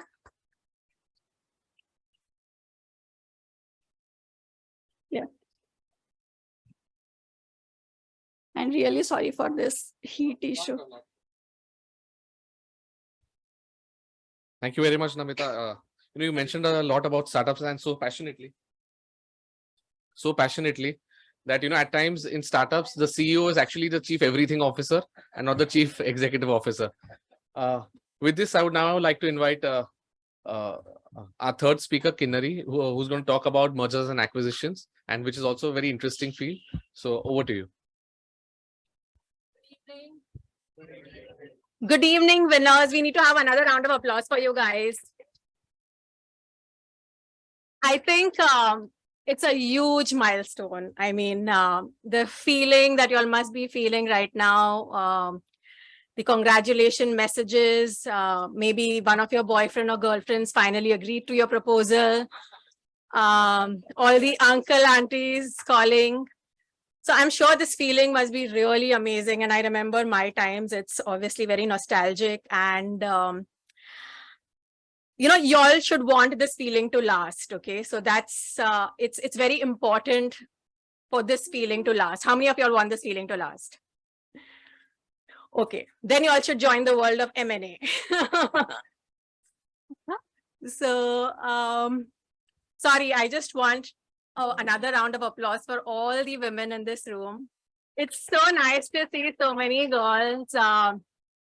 Namita, she was finding it so difficult to talk in her position. I actually have broken my leg, sorry, so that's why I'm sitting and talking.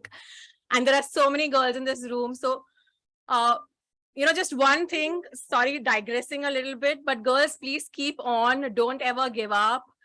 whatever situation, I have a 9-year-old son, but I haven't ever given up in my career.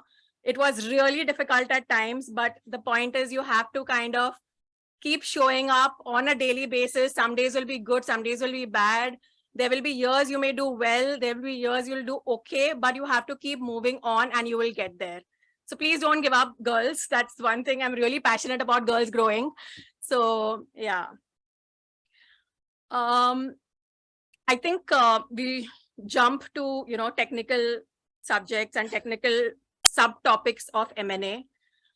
Just one more piece of advice, if I may, and this is, taking something which somebody previously said, I don't recollect, is coat shopping.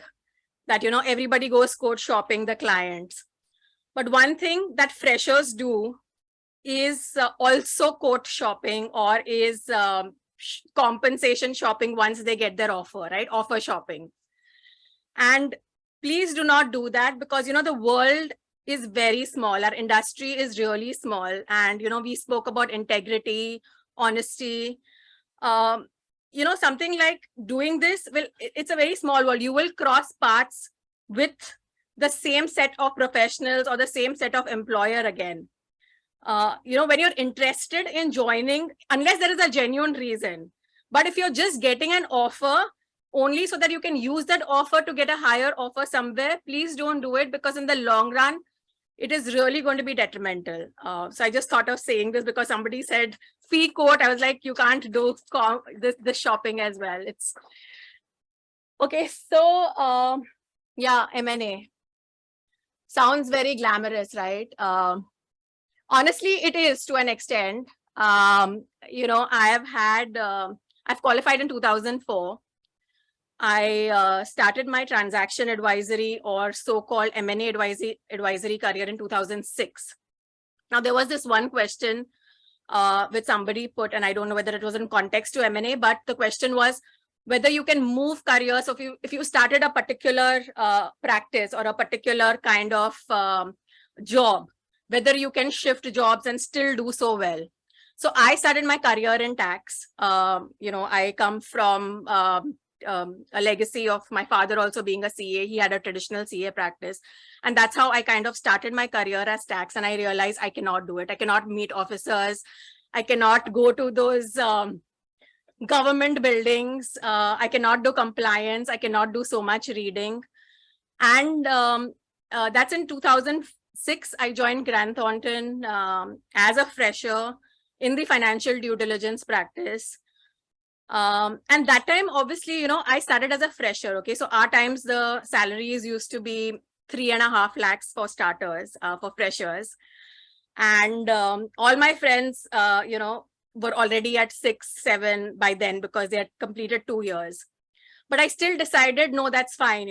I will start with this because this is sounding to be exciting to me. I started it and I got a double promotion within a period of 6 months. And I got back to, everybody's levels amongst my peers, and then have never looked back. So somebody had a question here that should you move careers if you think, everybody thinks, oh my God, I will not get a jump, or I may have to take, I may have to take a salary cut. It is all fine. Your career is a marathon. Please think of it long term. You will eventually do well if you're going to be good and you're going to love what you're doing. So don't think of what did I do during my articles? I'm already at this level. How can I change jobs now? Don't be restrictive in your thinking. Do what you think you're good at and do what you think you will progress in, because ultimately you will. Maybe you could be lacking by 1 year or 2 years, but that really won't matter in the long run because it is a marathon. It is a really long-term vision that you should be thinking of, and not a 1 or 2 year or a 3 year thing. Don't get into competition as to how much my friend is getting or which firm he is or what profile he is in. It doesn't work. Now, yeah, basically this was just one thing on BCAS, but how do it's not happening page down. It's not happening. Oh, that one, sorry. So, all of us have heard various terms you all may have heard, right? P, VC, M&A, valuation, DD, investment banking. So I'll just break it down into very, very simple, like simple explanations for each of these. And, which are the ones where it is likely for you guys at this stage to kind of start off with. So due diligence, and that's, my area of expertise, as I call it, is according to me, and for me, it is one of the most interesting profiles, because the number of businesses that you get to learn, or the understanding of businesses that you have in a very short time is phenomenal. And I don't know how many other careers in our kind of practice gives us this. So for example, a DD or a FDD, it's called financial due diligence mandate, say last for a month, say, 1 month, you kind of give your report, your deliverable. In that 1 month, you're learning one business. And as you move up the ladder, you are kind of managing various jobs, which means you're learning 2 or 3 or 4 or 5 businesses at a time. And not just businesses, you are actually discussing, dealing, and meeting with various CEOs, CFOs of those companies. So it includes understanding of businesses of various industries. It includes talking and meeting with C-suite people. And, that experience of networking and meeting and learning from them is phenomenal. You will never, get those learnings from a book, hypothetically. On the other side, you are also dealing with investors, right? Investors are the P and VC community. So basically, the way it works is there is the private equity and venture capital world, which is called the investor community. This community is basically their mandate is to deploy funds to companies. Every fund will have different kind of philosophies. One may want to do startups, one wants to do, say, a particular sector, food and agri, one wants to do financial services, one wants to do, so they will have their different kind of ticket sizes. There will be large funds whose ticket sizes of funds would be really large, like north of $100+ million. Some would be even doing just $1 million.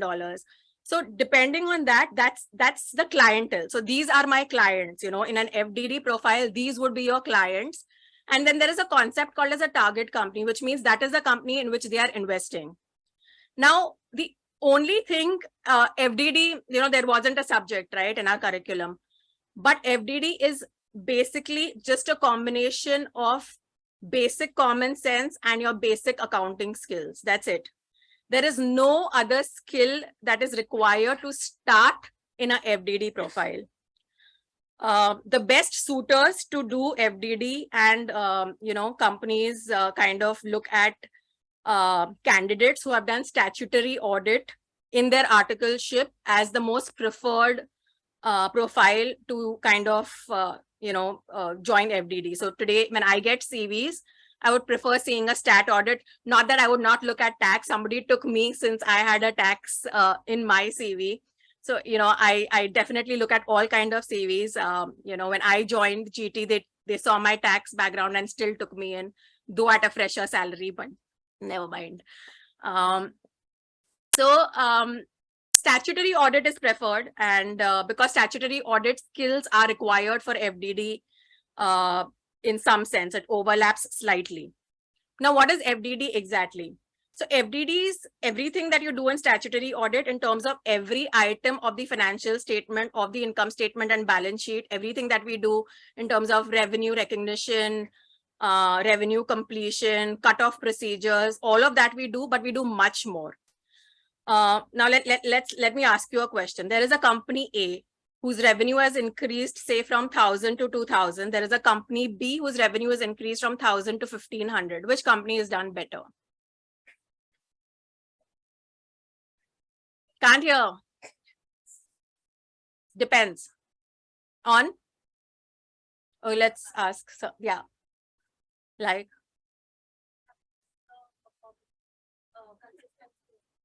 Okay. That's a good answer. Yeah, but right now I'm only talking about revenue. I'm not talking about margins. Right. So the way I would look at it is that company B actually has done better because company A has moved from 1,000 to 2,000 only because their selling price of the product they are selling has increased. They are selling 1,000 tons. They are still selling 1,000 tons. They have not grown in volume. Only their selling price increased, because of which their sales value increased. Company B, on the other hand, the selling price probably decreased, but they could sell more volume. So company B actually is being able to sell more and their demand of their products is more. Company A is not doing anything. I mean, their volumes have not increased. Their demand has not increased. Their sales are just increasing only because their selling price has increased. So these are things which, a diligence brings out, basically the quality of earnings. So, when you're comparing a company or a company B, or when you're analyzing one company, what is the quality of their sales or their margins or their EBITDA? 1 year, a company has a major windfall gain because of, say, one particular trade, or say foreign exchange. The company is into exports. The foreign exchange increased a lot. The US dollar went up. The company did very well. But that is not sustainable, right? Your dollar rate will kind of normalize. So the idea is to tell the investor how sustainable the company will be from a revenue and a margin perspective going forward. So it is studying the historicals from an audit perspective and from an analytical perspective, and telling the investor that, the company is, if the company is showing 100 revenue, we think the revenue is not 100, it may be 80. If the EBITDA is 50, it is not 50, it may be 20. So these are things which we do in our diligence, wherein we go through each and every line item of the financial statement in depth from an audit perspective. Also, everything that we do in stat audit, whether it's revenue recognition, accounting standards, vouching, your checks in the bank, GST recos, all of that. But much more than that, it is understanding the numbers through the business. It is not understanding numbers in isolation. So you have to understand the numbers with the business. It's numbers and business together. It's never either of it in isolation. So diligence, like I said, is for people who like analysis, numbers, understanding businesses, and communication, because you have to do a lot of communication with the target company in which the investment is going. You will have to do a lot of communication and talking with the client, which is the investor. And because you're going to be working in teams, FDD is always it's a very team-driven exercise. So your interpersonal skills in terms of how you kind of work in a team are also going to be very important. Another question I had on FDD was, so it's basically quality of earnings, quality of assets, and your quality of debt. So it is a lot of analysis. It's basically getting into the investor's shoes. So, you have to think of the investor's money as your money and think that whether I will invest in this company or not. What will I think, or what will I do if I have to invest in this company? And, every month, if you are in a diligence profile as a fresher, if a diligence lasts for 4 months, every month you're working on a new job. So say you're working in a steel industry, next month you'll be doing a startup where the KPIs of the company, the business indicators, the performance indicators will be completely different, right? A startup is burning money. The only indicators you have to see is traction, the way the GMV is growing. In a traditional steel company, you have to see, how the fixed assets have grown, how the revenue has grown, how the gross margins are growing. Are they able to pass on their raw material price increase to the selling price? So, that change in mindset and that change in thought on, from moving from understanding one business to another, you will have to adapt very well. So the learning curve in terms of understanding businesses is very, very strong in FDD. You will be able to talk about different businesses in a very short period of time. Some of the things which you all should access and read if you all are interested in a profile like FDD is and I don't know how many of you all do, but you all should be doing by now. If you all don't, Economic Times, you all have to start reading on a daily basis. There is something called as deal trackers, which I think GT, EY, all of them have, which basically is a consolidation of all the deals. They bifurcate, the deals that are happening and are completed on a monthly basis. Then there is a website called as vccircle.com, which again talks and gives you a full summary of all the deals that have taken place. Venture Intelligence will give you a summary of all the firms which are in this business of M&A and transactions. Have I missed anything? No. So FDD, basically the way it is, it lasts for 4 weeks. 1 week you basically is called the field visit, where you go to the company's site, you collect all the information, you do discussions with the accounting team, with the CEO, CFO, you collate all the information, you come back to your office, and that's when you kind of start analyzing and crunching. There are two kinds of deliverables. One is called the data book and one is called the report. So data book is a full-blown Excel deliverable. Excel skills are the most important in all of these profiles. So I would strongly recommend Excel YouTube tutorials, Excel model, Excel if the CA Institute is conducting anything, or from your friends. In fact, this will be one of your interview questions on how good is your Excel skills, and they're not going to believe you. They're going to make you do a test. So there will be an Excel test which will be conducted in most of these profiles. And by good, it actually means that, not using the keyboard, actually using shortcuts. So that's the kind of Excel skills you all will have to be kind of, you all will have to get your hands dirty on in such, and it will happen on the job. I'm not trying to say that you all have to know everything before. Everything you all will learn on the job, because most learning, according to me and my experience, always happens on the job. How many every tutorials you see or how many ever sessions you do, it will all happen on the job. But I'm just saying that it is a very important skill set. Sorry, so coming back to diligence, it's basically a combination of a field visit where you go to the company, you come back, there is an Excel deliverable, there is a report deliverable, where the main sections are commenting on every item of the financial statements and basically telling the investor that this is the company's sustainable revenue or EBITDA. So that in short is basically FDD. Any questions on FDD? Then I can move on to other two. Okay, sure. Coming back to valuation, valuation is more of a desk job. There will be calls with the company, for who you're doing the valuation. But those are limited calls, there's limited communication. It's mainly a desk job where you're again working with very detailed Excel spreadsheets. There are projections. So valuation is about the future, right? So there are projections which are given by the company. Here also there is a lot of business sense and business learning and business understanding of various industries that happens. So FDD and valuation both give you an equal exposure to understanding different businesses. Only thing is valuation is more like a desk job. It involves primarily Excel, very little on communication, and it's not about accounting or audit over there. So in fact, people who want to get into valuations and additional, like I know a lot of people who pursue CFA when they want to do valuation, because there is a lot of financial, knowledge which our curriculum, the CA curriculum, did not kind of touch base. So the CFA covers that quite a lot in detail in terms of the technicalities. So whoever wants to do valuation, CFA is an extremely good degree to have if that's the path. Valuation, like I said, there are different kinds. Valuations are used for M&A, for investments also. You also require valuations for accounting purposes. So every fund, every private equity fund and VC fund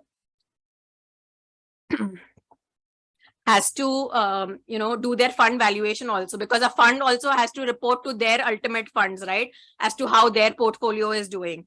So there are accounting related valuations also.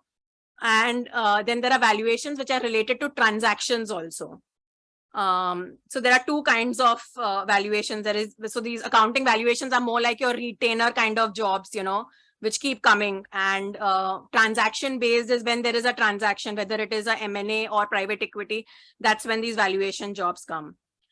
So that's on valuation and due diligence, which are the two main, I would say, transaction support services, which the accounting fraternity does. The big 6 firms obviously do, but there are a lot of other boutique firms also which, provide these services. So in transaction advisory, these are the 2 services. There is background checks also, but that comes a little bit in the forensic kind of space also, where you're doing investigation or background checks on the promoter and the company before the investment is happening. But that kind of is kind of, it basically is a part of forensic as well. Then let's come to investment banking, right? I mean, that's the most, so-called glamorous profile bankers, as, they call them. So investment banking is basically when you're getting 2 people married or 2 people engaged. Okay, married if it is an acquisition, I would say, because then you are together forever. And, engaged if it is just a short-term investment and you exit after some years. So you can say you get engaged. So, so there are 2 types, right? A corporate, like an industry, say a Reliance or a Tata, has an M&A team. So that M&A team basically, if at all you want to join an industry M&A team, the job profile there would be that whatever that company is acquiring, to be a part of that transaction. And to be a part of that transaction would mean, supporting that transaction either in, basic groundwork of that target company. There is a lot of documentation involved when there is a transaction that is on. So that is basically being in the M&A team. But over there, I don't know if the word is disadvantage, but your exposure is limited to that industry in which that company is. So suppose, for example, you join, say, Reliance Retail. They would do acquisitions only in the retail space, right? So your exposure will be restricted to one particular industry if you're joining a corporate M&A team. Whereas in a consulting in a big 6 or a big 8 or a big 10 firm, because the PE and VC clients are across industries, and you're in a consulting kind of a role, your exposure to industries will be kind of, as in it won't be agnostic, it'll be agnostic. You'll get exposure to various sectors. So that's the difference between an industry M&A team and joining a consulting advisory transaction team. Now, besides transaction advisory, so transaction advisory is valuations and due diligence primarily. Then there is an investment banking role in the big accounting firms. And then there are these boutique banking firms also, right? Like Avendis, there is Candle Partners, all of those kinds, Goldman Sachs. Their job is basically to get 2 people together. So either they have a buy side mandate or a sell side mandate, which means that today I am a buyer, I am a company, I go to Avendis or a PwC and I say that these are the kind of companies I want to acquire. So as PwC or as any company, I will go and find targets in that space. So the idea, when there's a buy side mandate, I will go and find those companies because I have a buy side mandate. Then there's something called as a sell side mandate. That is when a company will come to you and say that I want to be sold because for whatever reasons. So that is when you are finding suitable suitors for them for investment or for sale. So that's called a sell side mandate. So there is buy side and sell side in investment banking. And over there, the primary role of CAs or of people till the mid-level is preparation of an information memorandum and a financial model. So there are 2 kind of deliverables which are expected from you if you want to join an IB role. An information memorandum is basically a detailed corporate presentation trying to say why the company, what is good in the company that it should be sold and should attract investment.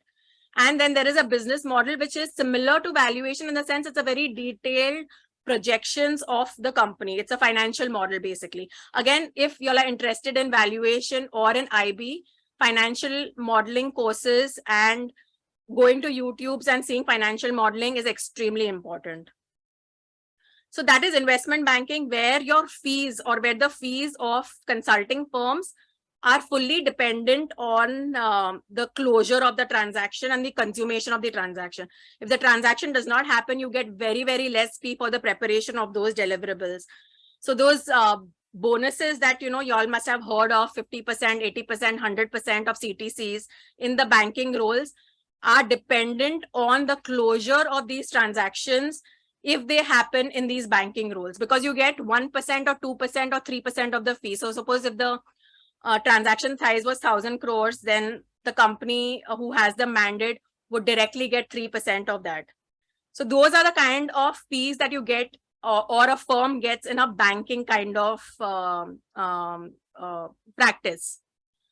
But as freshers until the manager level, the profile is mainly preparation of information memorandum and financial model. And as you grow up the ladder, it will be more of you trying to find those suitable companies to get that other company married. So that is called deal sourcing, which happens later in the career. In all these profiles, and as I think everyone's already mentioned, networking is extremely important. You have to be connected to everybody in the industry. More importantly, reading all this, knowing knowledge of VC Circle, Economic Times, knowing what is happening in the market. Another thing is reading annual reports. That's what I did early on. If you read annual reports and you read transcripts, analyst transcripts of listed companies, they give a very detailed analysis of each company, and that will give you a very good understanding of how these reports are made. In fact, these reports are very important if you want to join an equity research kind of profile also. So transcripts of analyst reports and reading annual reports of listed companies are very important sources when you want to get into such profiles. Once the investment is done, there are a lot of companies which are even given mandates to do something called as an asset management. Asset management is nothing but making sure that the company in which that investor has invested is complying with all taxes, compliances, whether the money, see, the investor is putting in money for a particular cause, right? For a particular reason, whether that money is going in the right direction. So that is called as asset management, wherein after the transaction, you are appointed to see whether everything is going on right in the company. This is on behalf of the investor. So these are the main four kind of, I would say, breakdowns of the kind of profiles you can get into at this stage. It's called transaction advisory, which is FDD valuation. There is investment banking, which is, like I said, getting two people together. And then there is post-investment, which is basically asset management, where you have to take care of the portfolio company in which the investor has invested. And there is corporate, there is private, there is or consulting firms, there are PEs, VCs, though PEs and VCs don't look at freshers directly, as far as I know. But consulting firms are a good way to start. And after that, I have seen a lot of my colleagues and peers moving on and joining a fund to kind of, have their long-term career goals.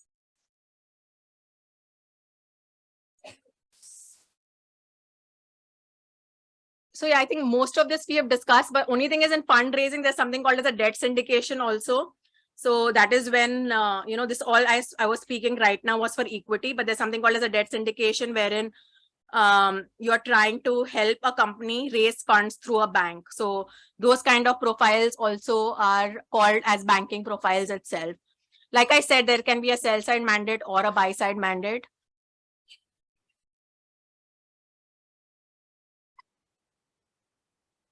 There are various kind of diligences: financial, tax, legal, business, commercial. When you are on a diligence profile, you will be actually dealing with all the advisors on all these diligences also. for your, own deliverable. So your exposure is actually going to be limited to, it's not going to be limited to just, just your client and the company. The exposure is wide. You're going to get to talk to other, firms into other various services also. So you get to learn a lot about other kind of professions also in a diligence profile.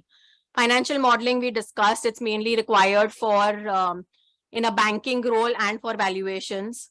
Valuations, like I said, can be transaction driven. It can be even for various other purposes. Now we have ESOP valuation, we have brand valuation, we have, TP related valuations. FEMA requires some valuations, income tax requires valuations. So valuations has a compliance requirement also, and then there is a transaction kind of requirement also. So I think these are, most of this we've covered in terms of discussion. I'll just kind of see if there is anything else that I may have missed. In a banking role, negotiation skills and convincing skills are very important. In a FDD role, written communication and report writing skills are very important. Somebody asked, I think, some of the firms which, offer this besides the big six. So there is Acquisery where I head, there is Mazars, Radisson, KNAV, Transaction Square, RBSA Advisors, FTI Consulting, and a lot more other firms also which do transaction advisory and banking. So yes. Yeah, I think I've tried to kind of cover each area. I'm happy if you want any questions.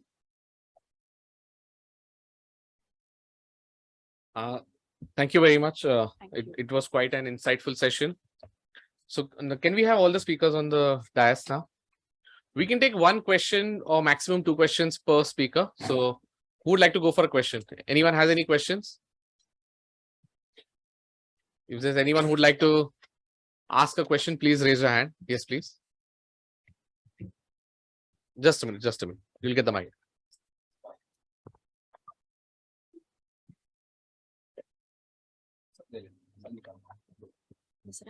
Please go ahead. Ask a question. To whom is it? It's to Namita, ma'am. Ma'am, I want to ask, what is the correct time to start a business? Like in this initial years, should we go for a business or for job?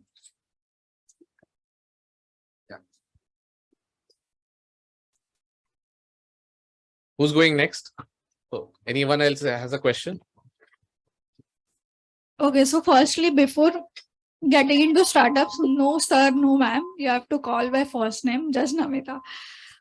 So business you can start anytime. Now is the right time because so see, if you will be spending like 10-15 lakhs in a good MBA course, I would suggest just start your own business and burn that 10-15 lakhs. You'll learn a lot more than what management schools will teach you.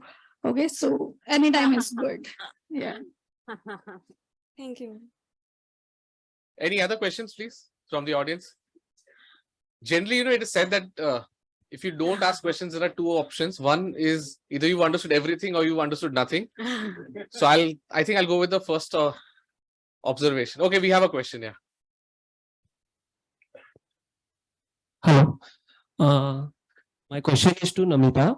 I have 2 startup plans and already the plan is prepared. So can you help me for the funding?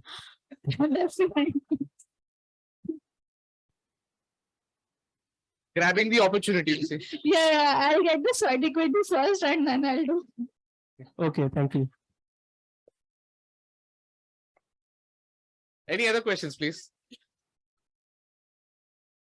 BCAS provides such a platform, where you can ask questions directly to your mentors. You can approach the best of the best people from the industry, and it is a very good networking platform. All 3 of them unanimously, this is one thing that I observed, all 3 of them insisted that you need to meet people who are from the profession. You need to meet people who are chartered accountants in your industry, in your field. So I think the emphasis for meeting people is extremely high, and networking is extremely important in today's day and age. And for that, I would suggest all of y'all to stay connected with BCAS as much as you can. or not just BCAS, all other professional platforms, and more so BCAS. So, any other questions? Yes, please. Two more. First to the lady and then to the gentleman behind. Good evening, everyone. My name is Sakshi Chopshi. My question is to Siddharth. So there is an international tax course in Vienna. So is it required to be done for starting a practice in international tax, or is it okay if you do the institute course which we have on international tax? So the international tax course which you're talking about in Vienna is a LLM. And basically that would be advisable provided you first take some hands-on experience, understand the basic nuances of what treaties are, how the conventions are. For that, there are two courses. Institute has that diploma in international tax program, which is there, which is a institute run program. That is one of the good program. Even Bombay Chartered Accountant Society runs a DTAA course, which is a long duration I've course. already enrolled and it's going on. as Yeah. well. So that Chamber of Tax Consultant, other professional bodies also do it. Institute's course or advanced diploma in international taxation, basically when you have some experience, some basic knowledge, and then you do this, it will add value to your overall profession. If you directly go and do it, it will be theoretical. You will do it if you want to pursue academics. Let's say you have decided that you want to pursue academics and get into doctoral thesis analysis, then you can directly go for that. But I believe first, if you understand how practically it is applied and then go for it, it would be much better. Thank you. Oh, all right. Thank you so much. One last question.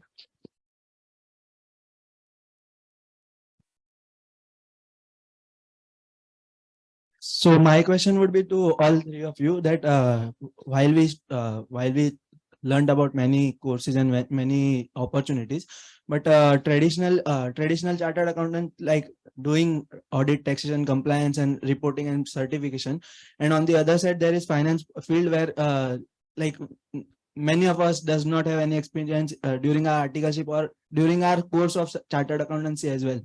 So is it a prudent decision to continue with like to enter into finance field and to leave behind the field of traditional chartered accountancy? So what would be your each one of your answer? Yeah. Getting maximum value from one question. Yeah. It's a good thing. I think I already mentioned that there is no restriction, and at this stage or at any stage in your life, you should not ever think as to what you cannot do. Anything, and after, and especially on a day like today, where you'll have come here to get felicitated for the one of the highest degrees in the country. So there is nothing that is not possible. There is nothing in the past because of which you had some experience and now you will not get that exposure.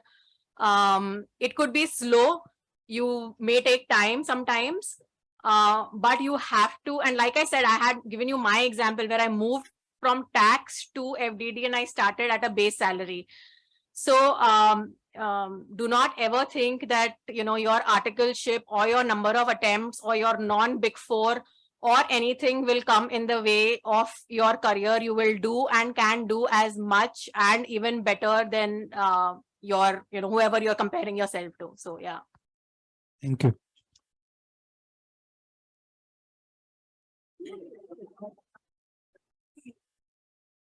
So the other perspective to that is that first you have to identify what is your comfort zone.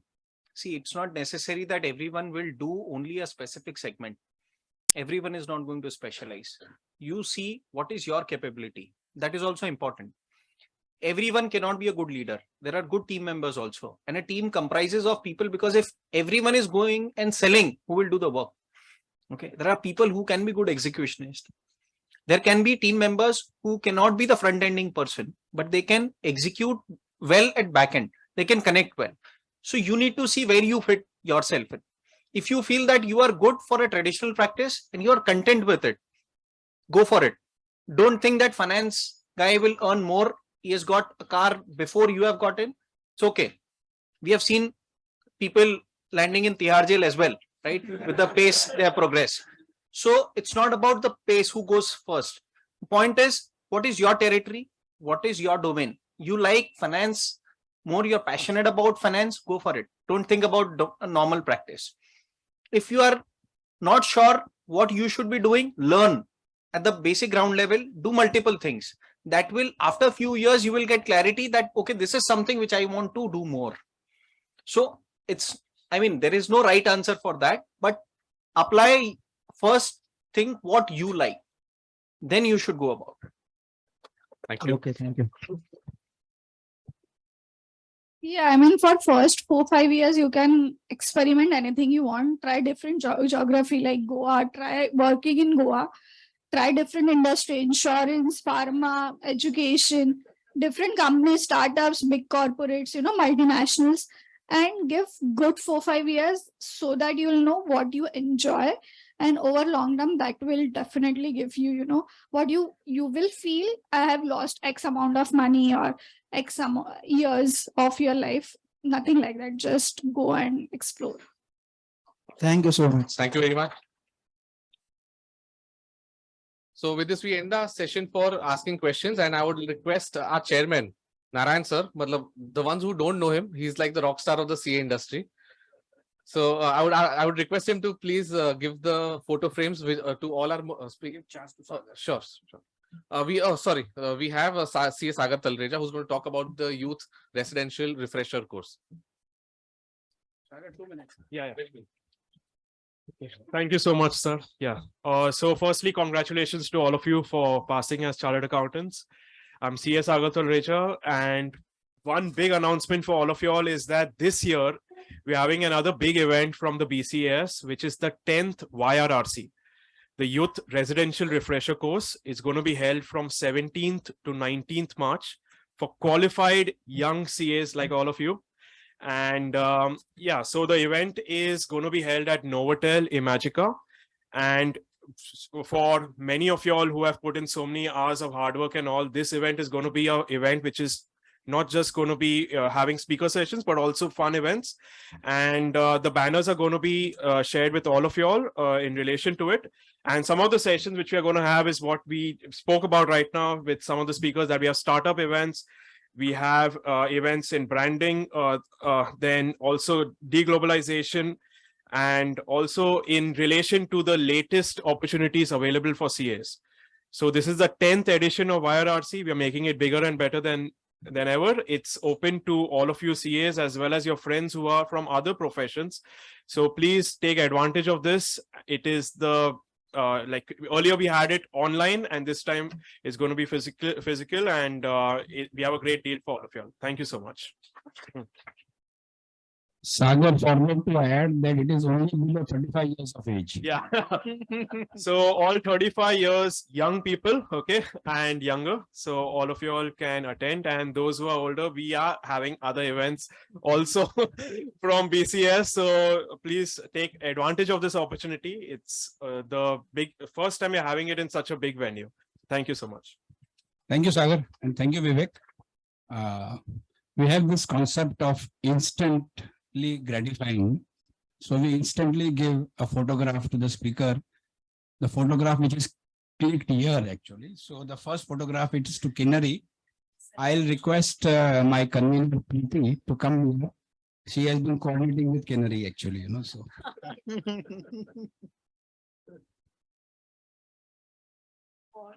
Manmohanji to Siddharth.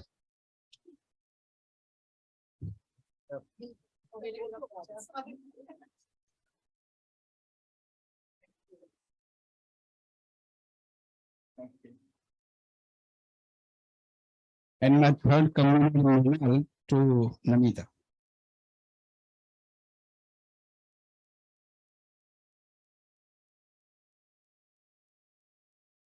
Some data published by the institute said that we are 360,000 chartered accountants till now, from 1949 till date. You add another 50,000 who have passed and not taken membership, or who are in the Gulf. Like we have 18,000 people in the Gulf who have not taken membership or given away members. You translate into 138 crores population. So we are 3 for 10,000. and we are the most minimum among professionals. Forget the company secretary and the cost accountancy, because those institutes came much later, in 80 and 86. They came much after our institute came. The only institute which is lesser professionals than us is the Actuary Institute. They are still to cross 10,000 because the exam was to be held in London earlier and now in India. So be proud and ensure that you're a chartered accountant. Write CA against your name. When I was speaking, I spoke CA at least 16 times when I was addressing people here. How doctor does not write anything, though you cannot read what he writes. But he will always write the word DR before his name. So once you get your membership, don't try starting tomorrow, because you're not a member as yet. But once you become a member, please be very, very happy to write CA and interact. I'll tell you one thing. Is this being recorded or no? Yeah.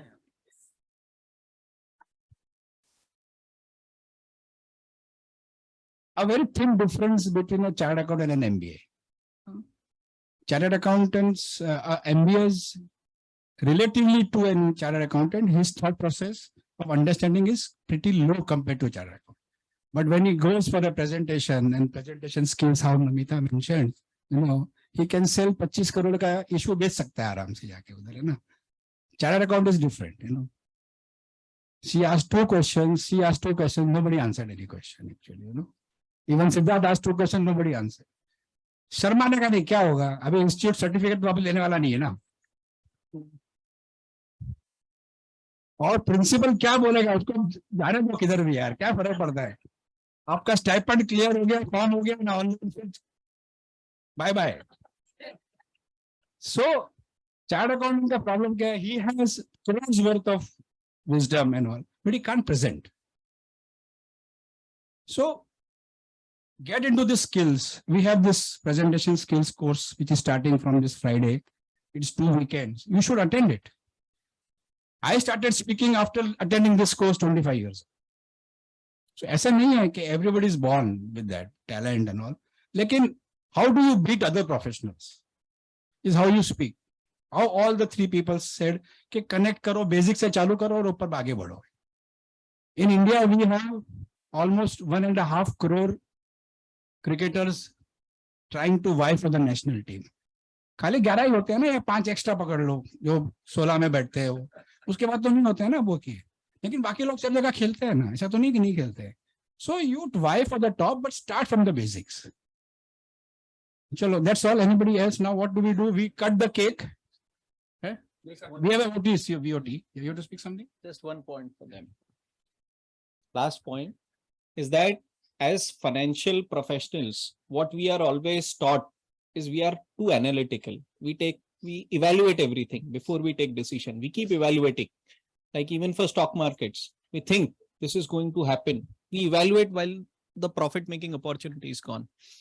This is the biggest drawback with chartered accountants. We think so many times. Be open to take risk in this age. Take risk. You will fail at the most. And second thing is accept failure. How many people have qualified in first attempt? Right?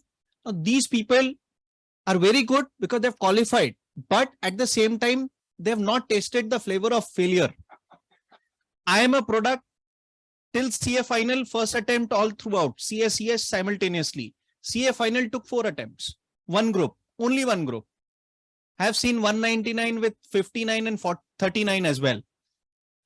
Fought with institute, filed case, CIC to get the papers, because now papers are available. At that time, remarking was also not available. Within 7 days, my remarking answer came. And I could trace it down that the day I sent it and next day my response was sent. So what was the time? Time has changed, but take risk. So it is somewhere you have to start and accept failure. It is okay to fail. You will again stand up. But just because you're going to fail, you're not going to take chances. That's something very risky in life, because you are still to spend a lot of life. And if you fail early in life, you will excel, because then you know the worst, what is going to happen. If you're always on the top cadre, you know what is success. You can't adjust in medium. Okay. What happens if your life puts you there? So this is one thing which you should keep in mind, and more so because now you have got lot many things on a platter.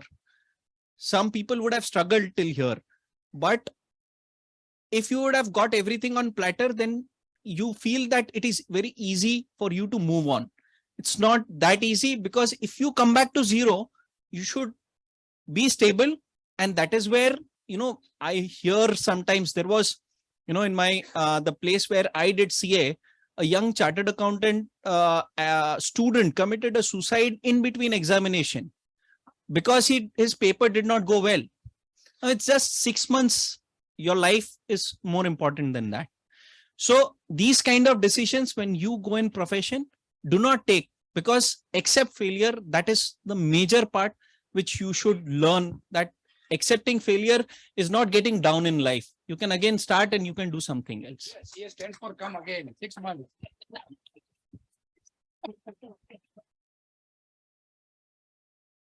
I would like to invite CA Amit Saraf to propose a vote of thanks.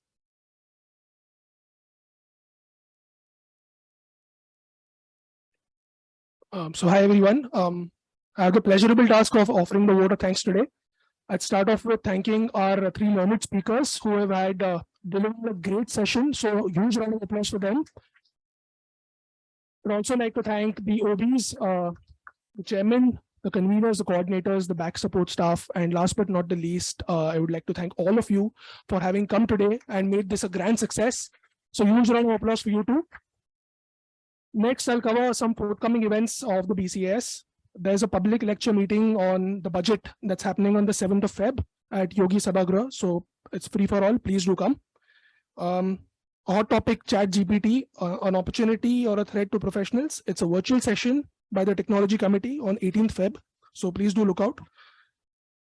And as Sagar said, the 10th YRRC is happening on the 17th, 18th, 19th of March. I'd like to take 2 minutes on this. I was a participant in the first YRRC. I progressed as a volunteer, a coordinator, a committee member, a convener, and right now a managing committee member with the BCAS. So I would urge all of you to first take membership of the Bombay Chartered Accountant Society and just put yourself in. It's very nice to be a part. You get to interact with seniors in the profession and develop yourself as a professional. Work is everything that you do on a daily basis, but this is something that you should be part of. So I would like to urge all of you to take membership of the Bombay Chartered Accountant Society right away. There's no right time for it. Yeah, with that, I think we're done with what we are supposed to do. Next is the felicitation. So like we do in the airlines, first rows first. We'll make a queue in this and you exit this way. Okay, so we'll start making queues, I think. Oh, so sorry. Cake cutting. Can't say no to cakes, right? So thank you once again.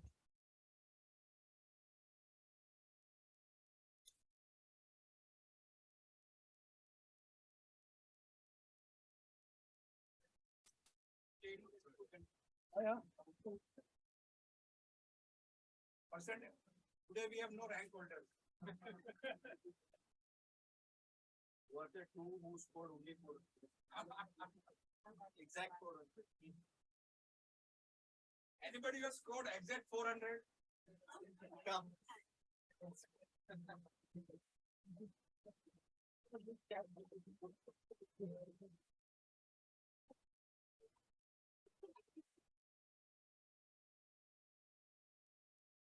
Scored the maximum numbers of marks. Anybody idea?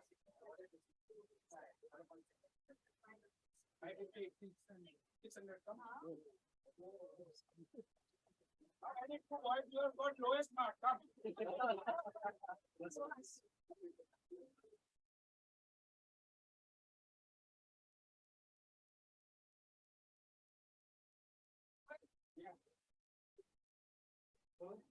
Any two can volunteer. Please come ahead. Any two guys?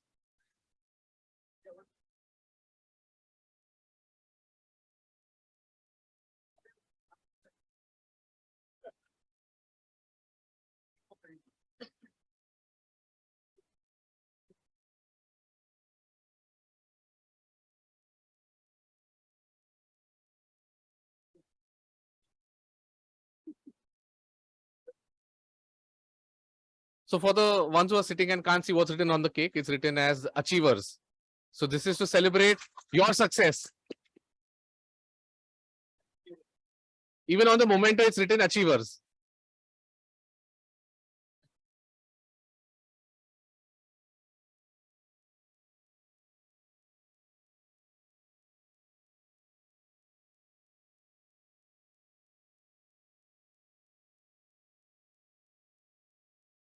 In the meanwhile, I would request all of you all to interact with people who you don't know. मतलब जिसको जानते हो उनके साथ interact करना ही करना, लेकिन जिनको नहीं जानते ऐसे 5 नए दोस्त बना के जाना आज यहाँ से. Meet at least 5 new people.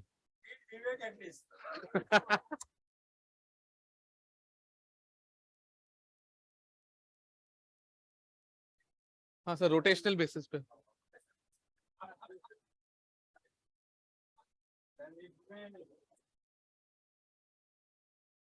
Guys, clap for yourselves. This is to celebrate your success.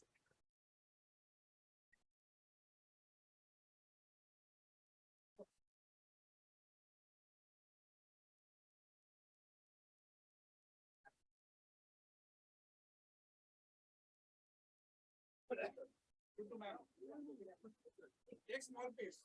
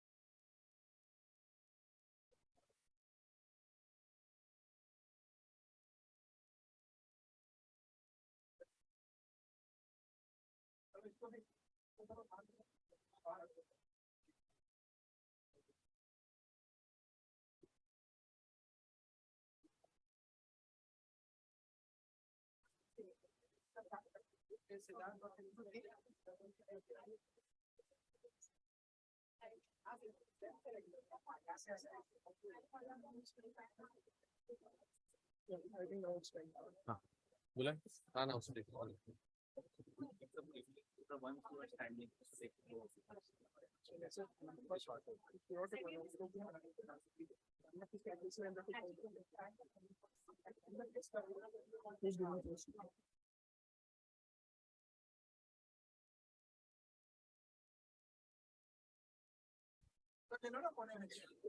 Sir start करो.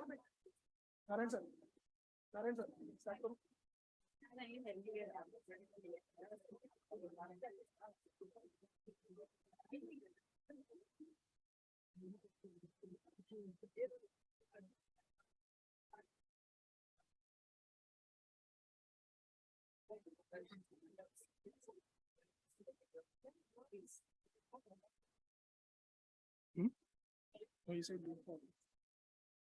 So till the time all arrangements are made for giving up the mementos to you all, I suggest all of you all to please share your LinkedIn profiles with the people around you and please stay connected with them even after leaving from here. Let's begin. Yeah. Front rows, start first.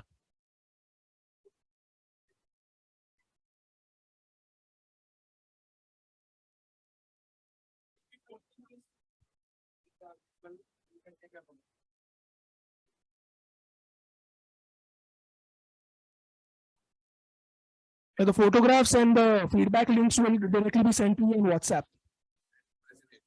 And the presentations as well.